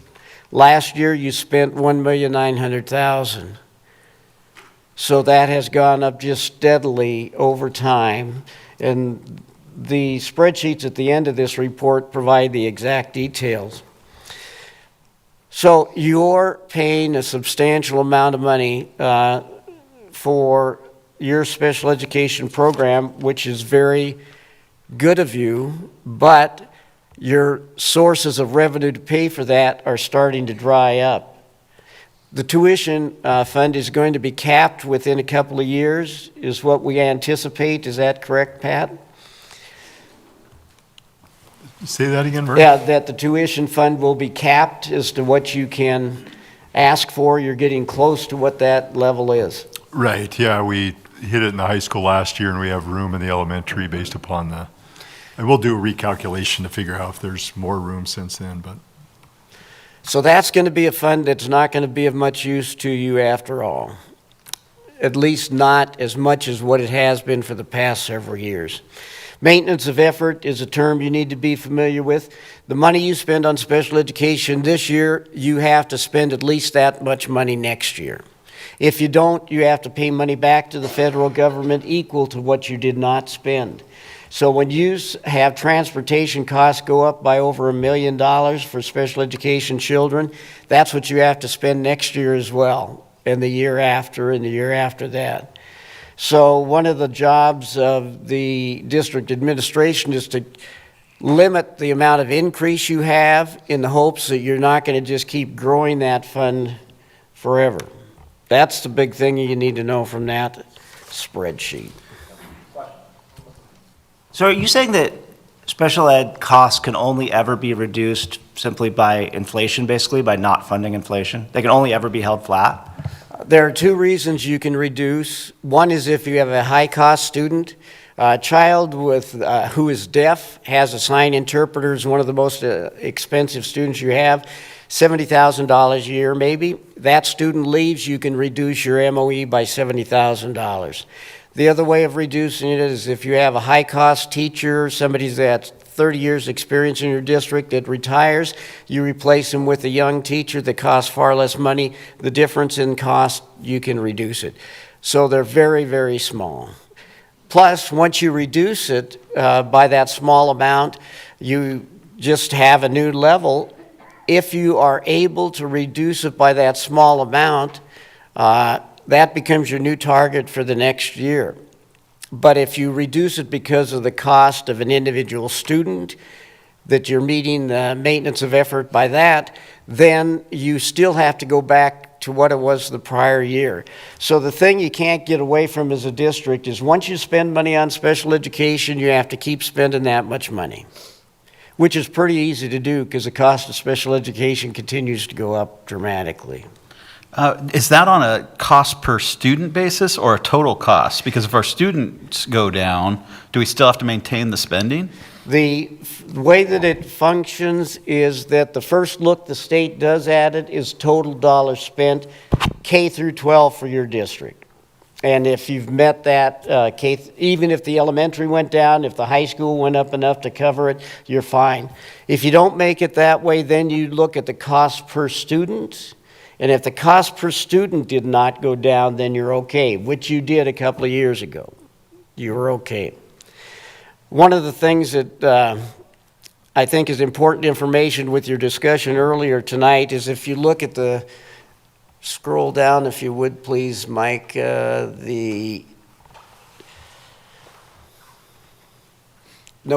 the other way. Right there. Whoa, you passed it. Keep going, keep going, keep going. Right there. Next one up. So what happened with your revenue from federal and state compared to local over the last 4 years? The federal increased their funding for special education by $325,000. The state only increased special ed funding by $63,000. Your local taxpayers increased their support for special education by $2,400,000. Somebody asks you the question, you don't spend enough money on special education, I'm being recorded, so I can't say what I want to say then. But it's, your local taxpayers are really sharing a responsibility for educating children with disabilities. They've done a great job. It's just that the cost continues to grow. Let's go to the Medicaid financial analysis.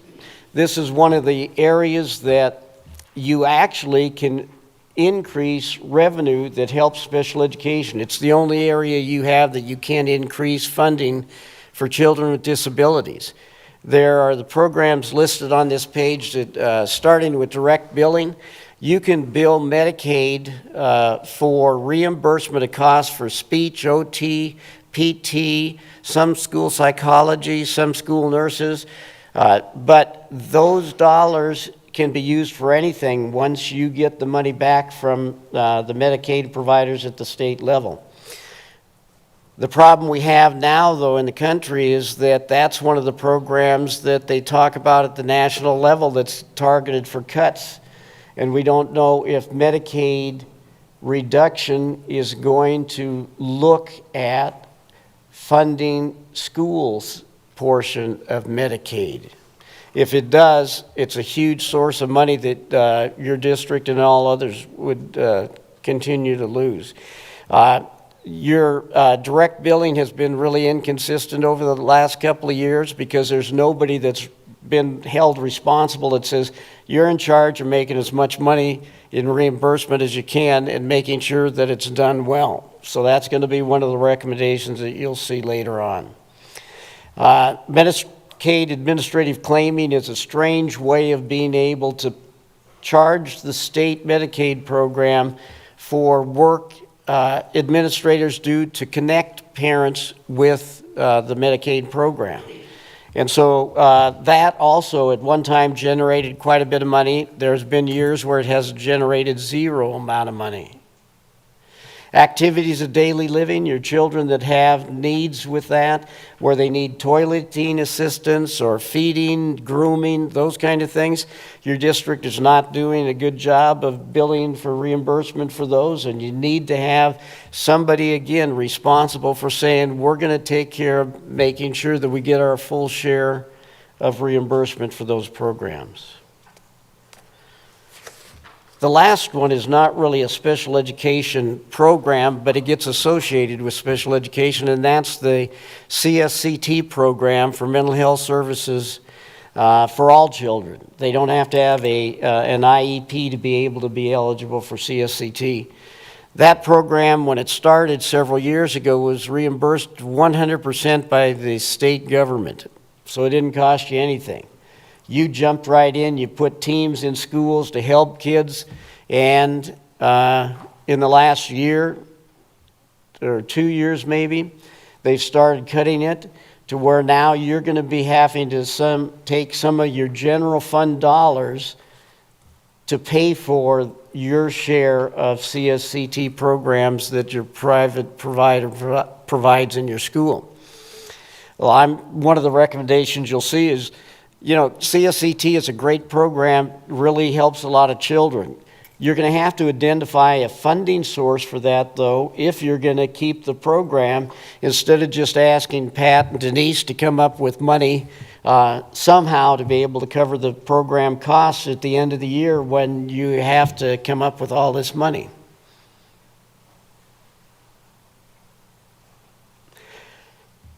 Transportation. Can I ask a question quick? Yep. Are we legally able to bill private insurance?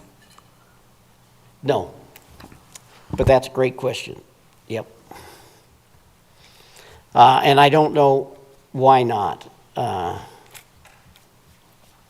again, somebody needs to be in charge of the program to take and put it together and answer those questions and have that readily available for making sure that they maximize your return of reimbursement costs. Special education transportation, the big thing to know about special education transportation is it's not required for all children. You only get special education transportation if you need it to be able to access your special education program. So think of it as a child in a wheelchair. Child in a wheelchair is going to need transportation to school to be able to access special education services. You guys provide 100% transportation for preschool students and all your children that participate in district-wide programs. And it's just gotten to be kind of the culture that it's automatic that you're going to provide transportation for a child that qualifies for special education. That's not what's required by the law, but it's one of the things that your district has chosen to do, and you may continue to do it. This report is to provide some information for you of what you're required to do or not required to do. It is not to try to suggest that you do one thing or another. The other thing about transportation that you need to know is it goes into your maintenance of effort calculation, and it's going up at 7% per year for what the past 3 years were. Pat just said tonight it's up another 7% for next year. Is that what I heard? No, for transportation. Yeah. So that's going up. And if you ever want to change your method of providing transportation, like paying parents a stipend to transport their own child to school in some circumstances, if you try to reduce that, you can't reduce it if it's going to keep you from making maintenance of effort. So it's going to take some planning and thought to find a way to be able to reduce that funding. Yeah. All this transportation money, transportation permissive levy funding, or is it's all to and from? Yeah. Okay. Yeah, it's permissive levies, so that's great news. Preschool program. Preschool program serves children ages 3, 4, and 5. When they turn 3 years old, they're eligible for an IEP. If they qualify for services, they can be provided services by your district, and the program that you have is very robust for children. Again, they're loved and cared for. They've got a great facility. The thing is that program centralizes all the children in one location. Kids spend almost as much time in some cases on the bus as they do in the program.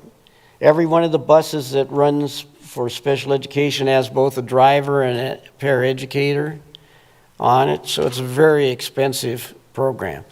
Preschool kids, the cost for your preschool program comes out to about $10,000 per student, on top of the $10,000 per student that you pay for their share of regular education as well. So that's a program that I think needs to be looked at. Enrollment and staffing, this is one of the things that, again, your conversation tonight impressed me about, is that you had a student decrease of all students.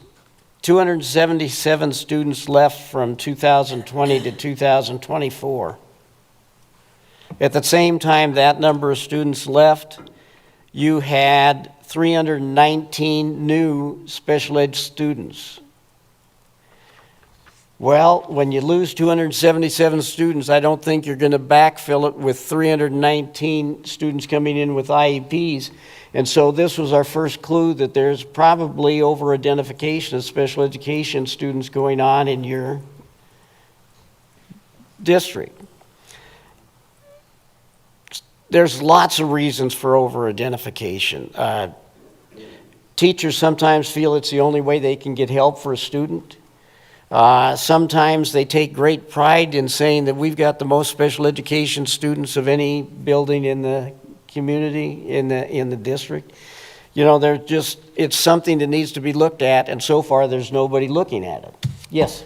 I think I read in your analysis that some of the reports that you got is that our tier 1 and tier 2 interventions aren't strong, and teachers felt that we'd over-identify into tier 3 because in some schools those interventions and placements aren't strong. Is that something that you can collaborate? Did you pick up on any of that, just because it also kind of dovetails into Barbara's presentation at the budget and levy meeting about increasing what we're doing with tier 1 and tier 2.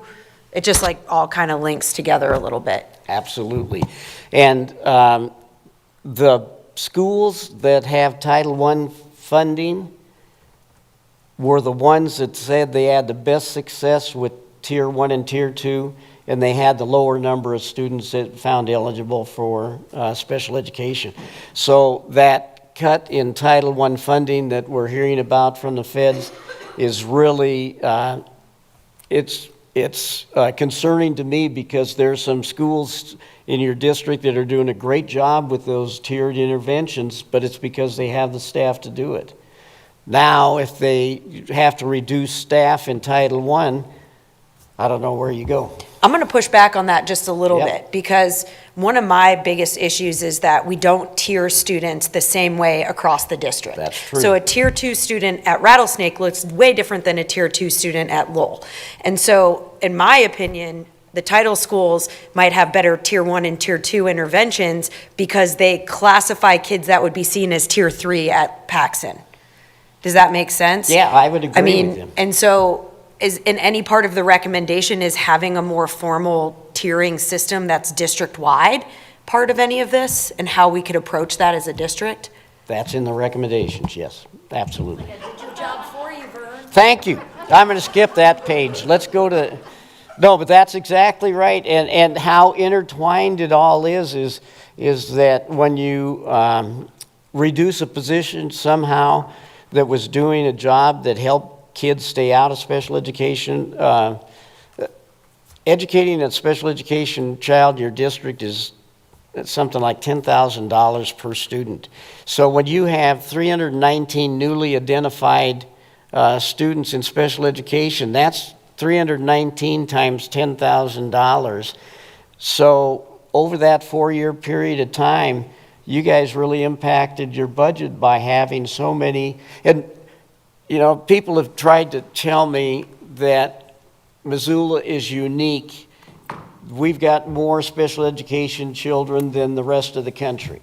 Well, I've been around a lot of schools, and I don't think that Missoula is all that unique. What's unique, We are special.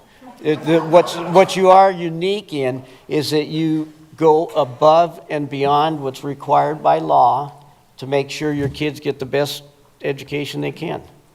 That's not a bad thing, but it costs you money. You got to figure out your money side of things. Question on maintenance of effort, is it per student total or per student identified?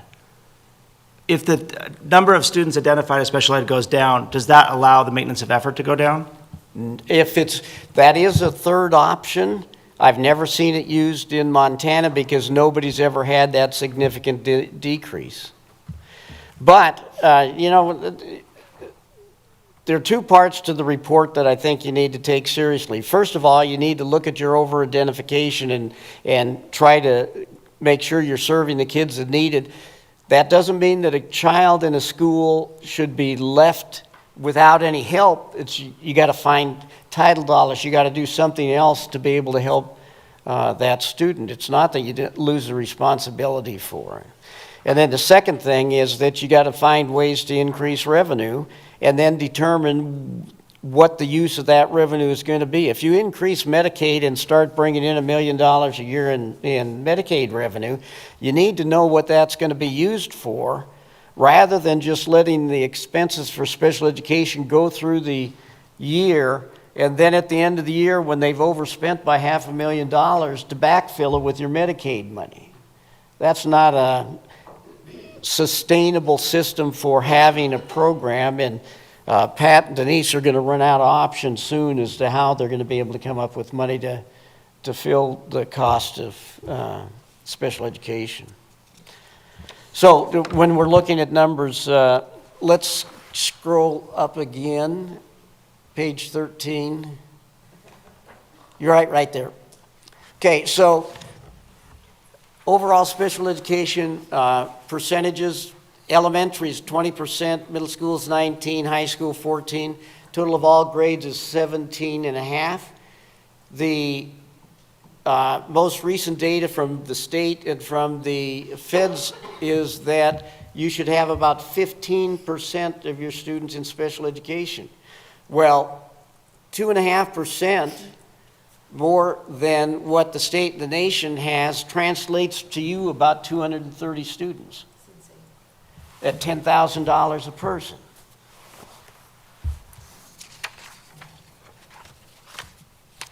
Let's go on to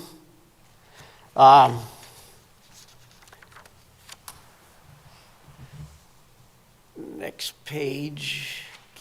Keep going right there. Okay. There's an impact to administrators. Section 504. You guys also have far more numbers of kids in Section 504 than are required by law. And what that means is every year, every one of those students needs to have a 504 meeting with a school administrator or a counselor or somebody. Well, when you look at the numbers, you've got Big Sky that has 160 students on IEPs and another 112 on 504 plans. That's 272 meetings in the course of a year that somebody has to attend, and if those students are really not eligible and don't need a plan, they shouldn't be taking up administrative time. You should be having those principals and counselors working on other things. Can I ask a quick question about the 504s? How many, what percentage of those kids are actually utilizing those services on the 504? Yeah. My guess is this. If nobody's really controlling the 504 for your district in terms of who qualifies and what the plans look like. A 504 plan, in my mind, for most students should have something like 2 or 3 accommodations, and then teachers should be expected to implement those accommodations. A child doesn't get to decide whether they use the accommodation or not. You can't write an IEP or a 504 plan that we're going to provide this intervention when the student wants it. If they have a disability that they need an accommodation, they have to use the accommodation to do the best that they can with their educational program. And so my guess is that we've got a lot of people that are putting together 504 plans that have 5, 8, 16 accommodations. I can guarantee you there isn't a teacher in your district that's going to do all the accommodations with fidelity if they're over 2 or 3, because 2 or 3 kids in the class have a 504 plan, so they not just have the one student to worry about, they've got all of them. So anyway, the 504 program needs to be discussed and refined. They need a coordinator responsible for making sure it's done the way the law says it's supposed to be done. By the way, for 504 is when a student has a disability that doesn't rise to the level of eligibility for an IEP, it may rise to the level where they need an accommodation to be able to be on a level playing field with their peers.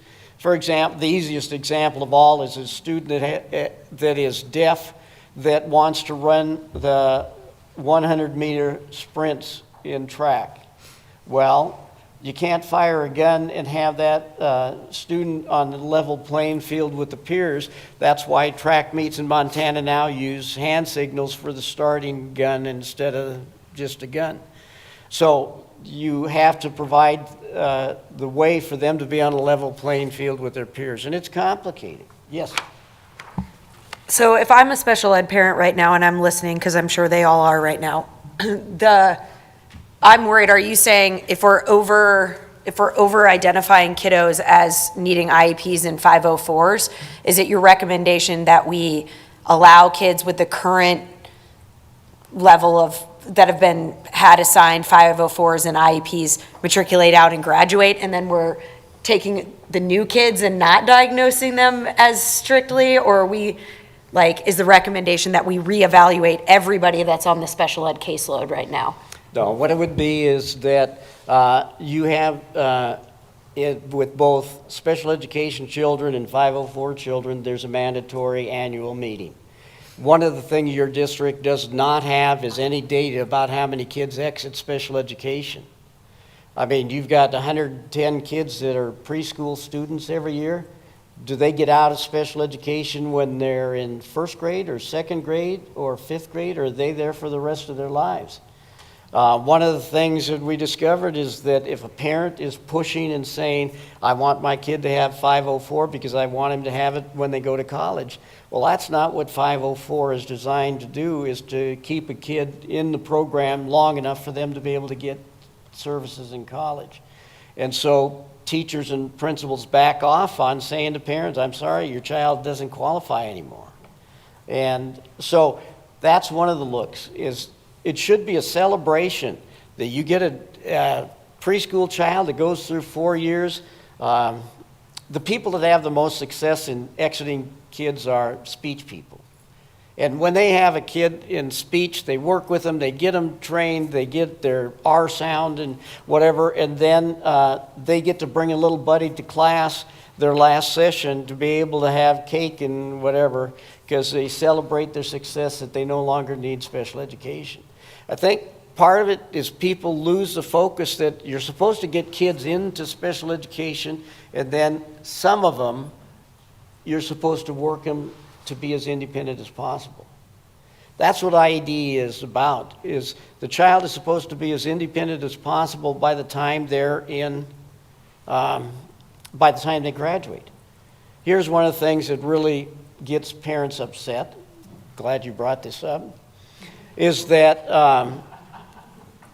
when you have somebody requesting a one-on-one paraeducator for a child, that's one of the most restrictive placements you can have.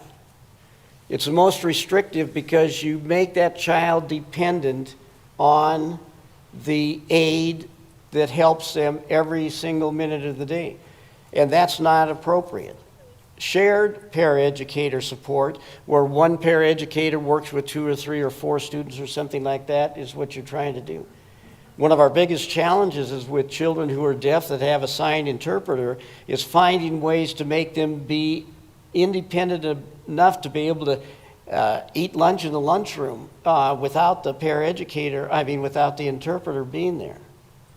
So anyway, I got up. Did I answer your question? No, I would not say that you need to get rid of them all. You need to tighten up eligibility, and then you need to make sure that if a child's ready to exit, they exit.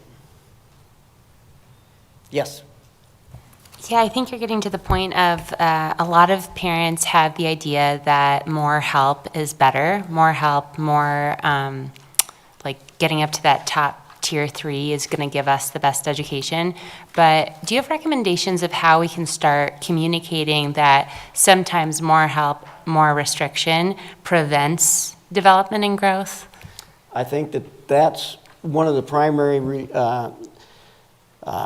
recommendations in here is training for principals, and then teachers and paraeducators being provided training as well that has a philosophy that says, here's how we deal with children, here's what we're going to do, this is how we get kids from tier 1 to tier 2 to tier 3, and then that is where that discussion would come in. Yeah, I mean, having an adult, kids hate it part of the time when a paraeducator's hanging over their shoulder or doing something. It's not always the best thing, no. No. Next, we have specialist positions and caseload numbers and those kind of things.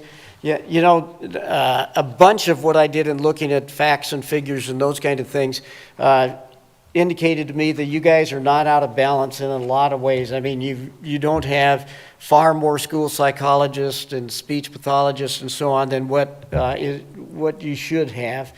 So that's good news. You are right in where state and national numbers are.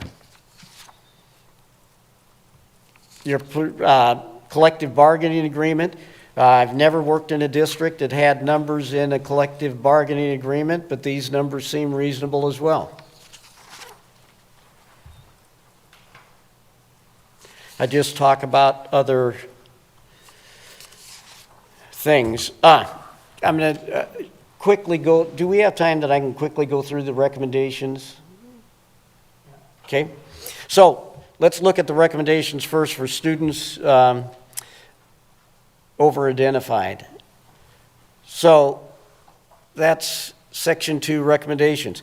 This is where you'll get some ideas about the scope of the problem of over-identification. And, you know, the nutshell is to think of it that you had so many hundreds of students leave and you added that many IEPs. I mean, somebody needs to be watching the farm to be able to say, no, that's not the way we do business.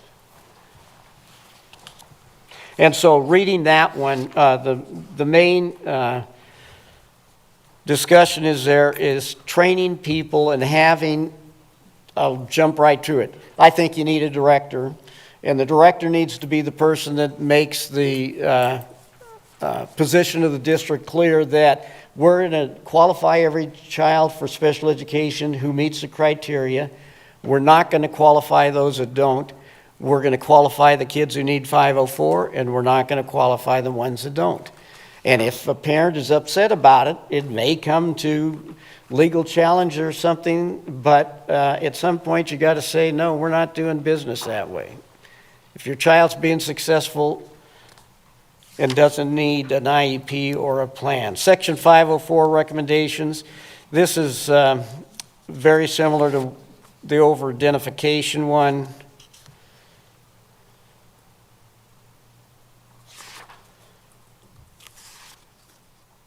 Role of the principal.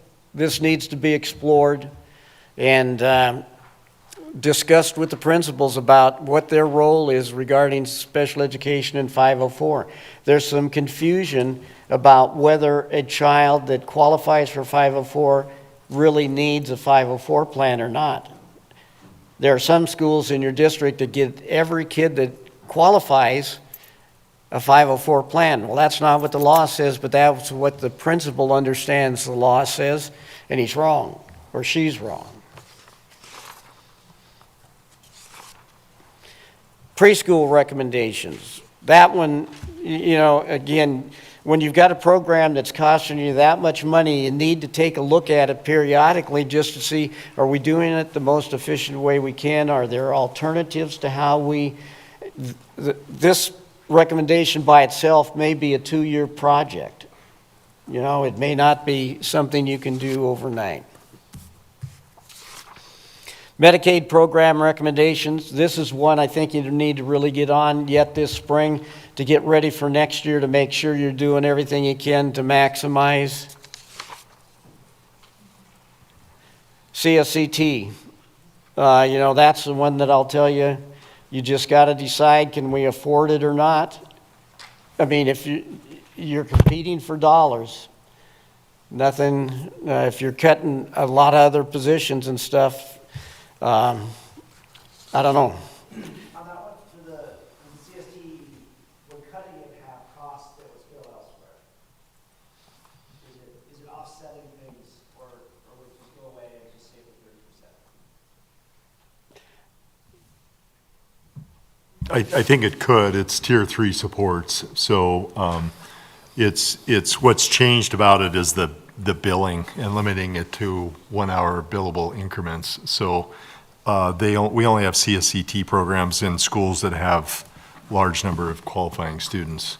So there aren't really that many teams anymore that are in the buildings, and we're only subsidizing a portion of the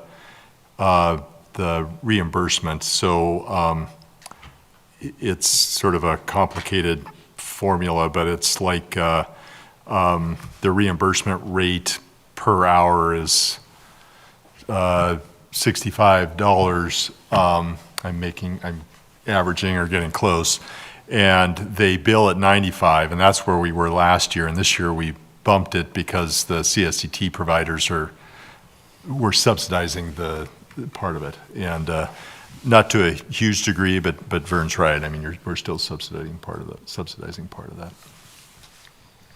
that. You need to know it's not required by law, but is it good for kids?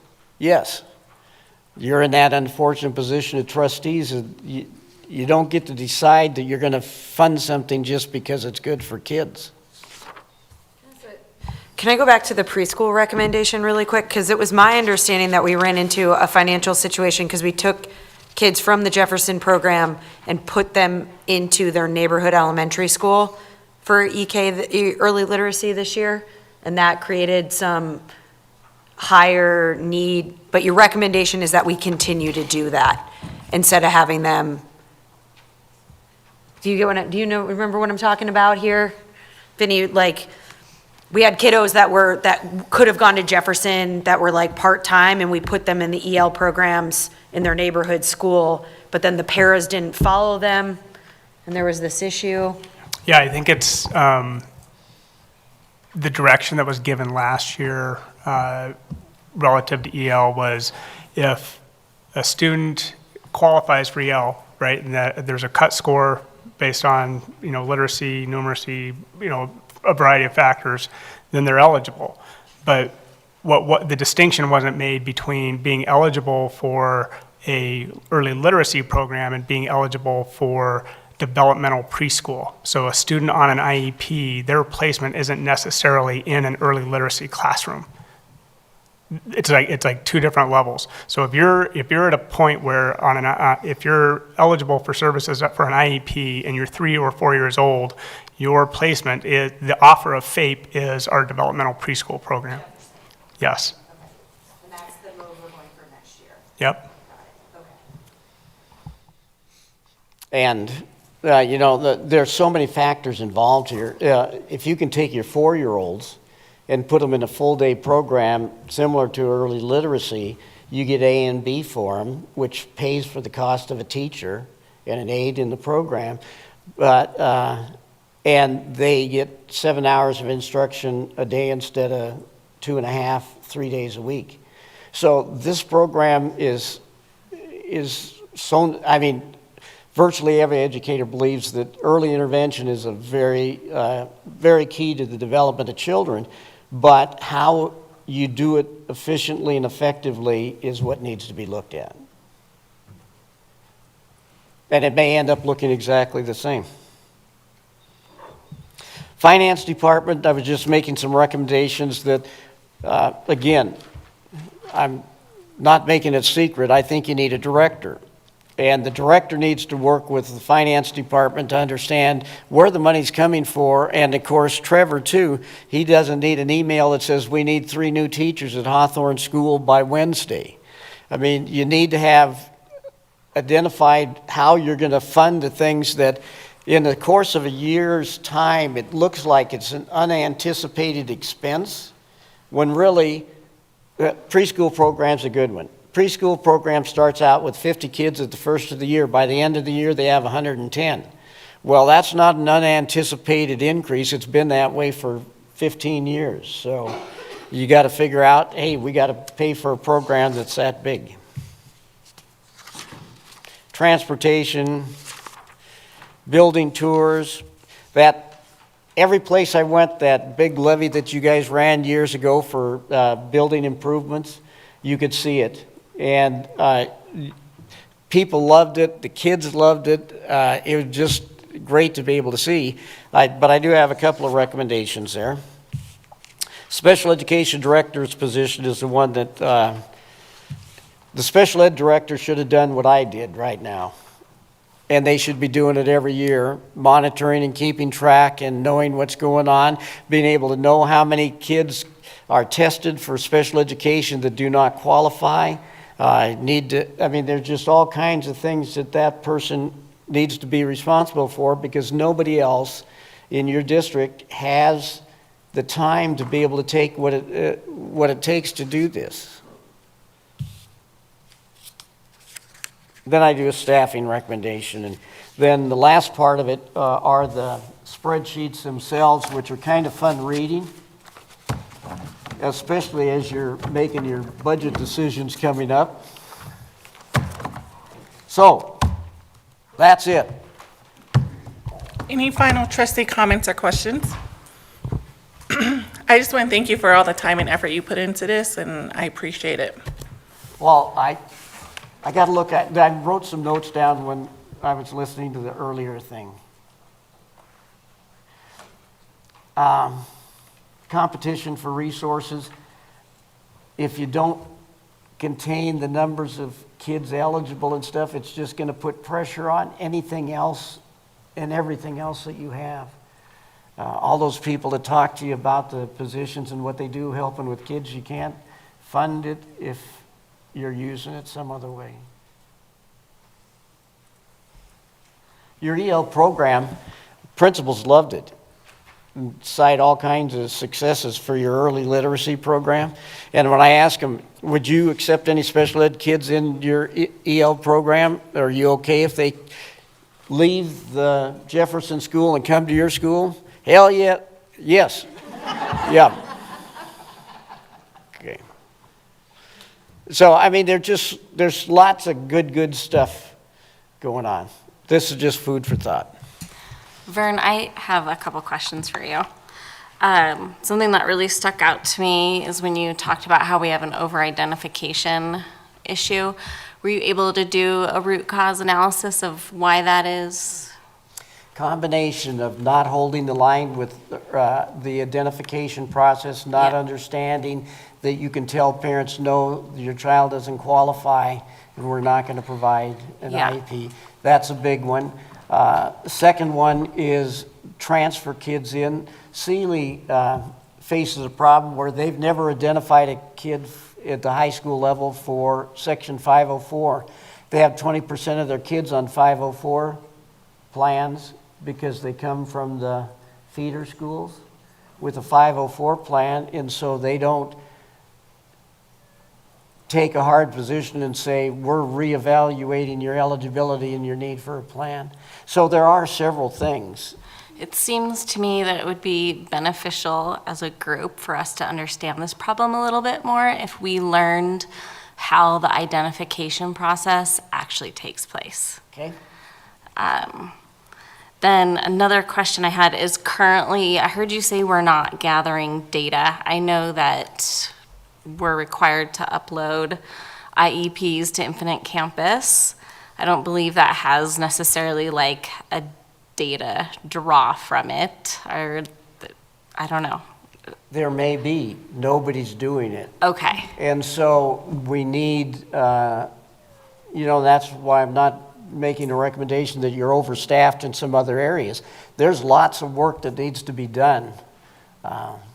And that's just part of it, yeah. I mean, when a school psychologist sits down and does a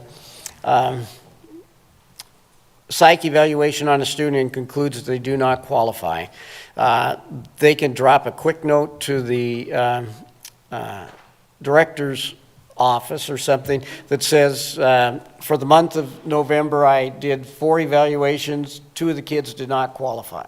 Real simple to do, and the school psychologists, I'm pretty sure, are willing to do it. They'd like to know that information as well. Did that answer your question?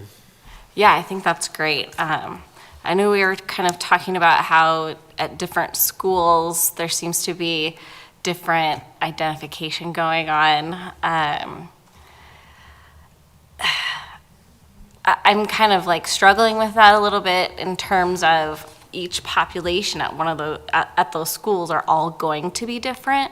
So I would love to hear somebody speak on, like, as a district here at MCPS, like, it's not necessarily a blanket solution for each one of those, school districts. So I don't. Well, you've got one elementary school that they built a apartment complex, I guess, for families that are struggling and so on.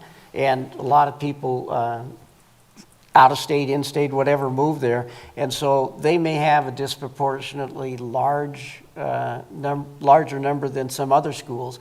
But you can look at it on those slides that I provided too. You'll see the schools and you'll know right away these are the ones that probably legitimately should have.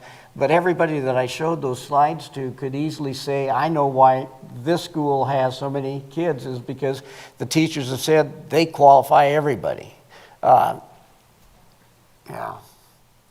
Good question. Thank you. But that's, again, what I think the report should do more than anything else is cause there to be a review of the special education program to decide what changes, if any, to make. I have a question about billing, because, you know, let's say we don't want to reduce the high quality of our services. The thing that has to come up is how much money we're bringing in. And one thing I hear from special ed teachers the most is if they're doing adequate billing, they're not able to do adequate teaching. If they're doing adequate teaching, they can't get their billing done as much as they'd like to. Do you have any solutions for that? Yeah, I think it's baloney. They can do it. You know, it's a matter of having somebody help them understand. Well, if you tell them they need to do billing for activities of daily living, they don't have a clue what that means. Somebody needs to sit down with them and say, we're going to train you to do activities of daily living. And most of the activity of daily living stuff is not done by a teacher. It's done by a paraeducator. And what you do is you start out the year filling out a form that Medicaid has, where you have the child's disability and what their needs are for help. And then through the first couple of weeks, they time how long it takes to toilet the child. It's a half-hour process to do it. So once you identify that toileting is a half-hour job, you have a little form that just says, here's all the things we're going to bill for. Toilet it, 1 mark, and that's 30 minutes that gets billed to Medicaid. So no, I mean, if they're trained and if they're supported and somebody helps them, yeah. It sounds like better infrastructure for billing. Yes. Is a para able to do the billing, or the teacher has to be the one to do it? No, the billing, what happens is that activity of daily living, they collect the forms and those are mailed in to the state for reimbursement. And yeah, but there is an infrastructure need for the system to make it easier for teachers and I heard the same thing when I visited with teachers, but to me, that's where I found out that what happened is that they just are not, they haven't had described for them what it is that needs to be done. I want somebody that's going to be a 504 director that's going to make sure that everybody knows and enough to be able to do the job the way it's supposed to be done without making it insurmountably difficult for them to do. I got one quick question for you. This position, the special education director, you spoke about how they work with finance. We talked about the billing stuff. We talked about structure around what qualifies as an IEP or 504, training teachers to bill, all these things. Would this director also be, one of the responsibilities be to actually attend these 504 meetings or IEP meetings, or are they just more of an administrator? They could, some, especially with difficult parents, to help support. The way the process, I think, is supposed to work is that the principal is in charge of their building's 504 and IEP program. So you have to have the principal present the district's offer of FAPE, free appropriate public education. And so that's why principals attend the meeting, to make sure that they authorize the expenditure of funds and know the curriculum. So when they are at the meeting and a parent wants to call Micah, instead they call the director, and the director sits in and tries to resolve things and help the parent understand. And the director's job also at that point is to understand whether the district's position is defensible or not, in saying no. And then if it's not, then he'll help the team come up with what they should be doing to support the child.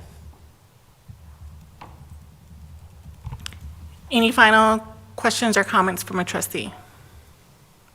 Seeing none, any public comment on this agenda item? Seeing none, the time is 8:58 and we are adjourned. Thank you, everybody.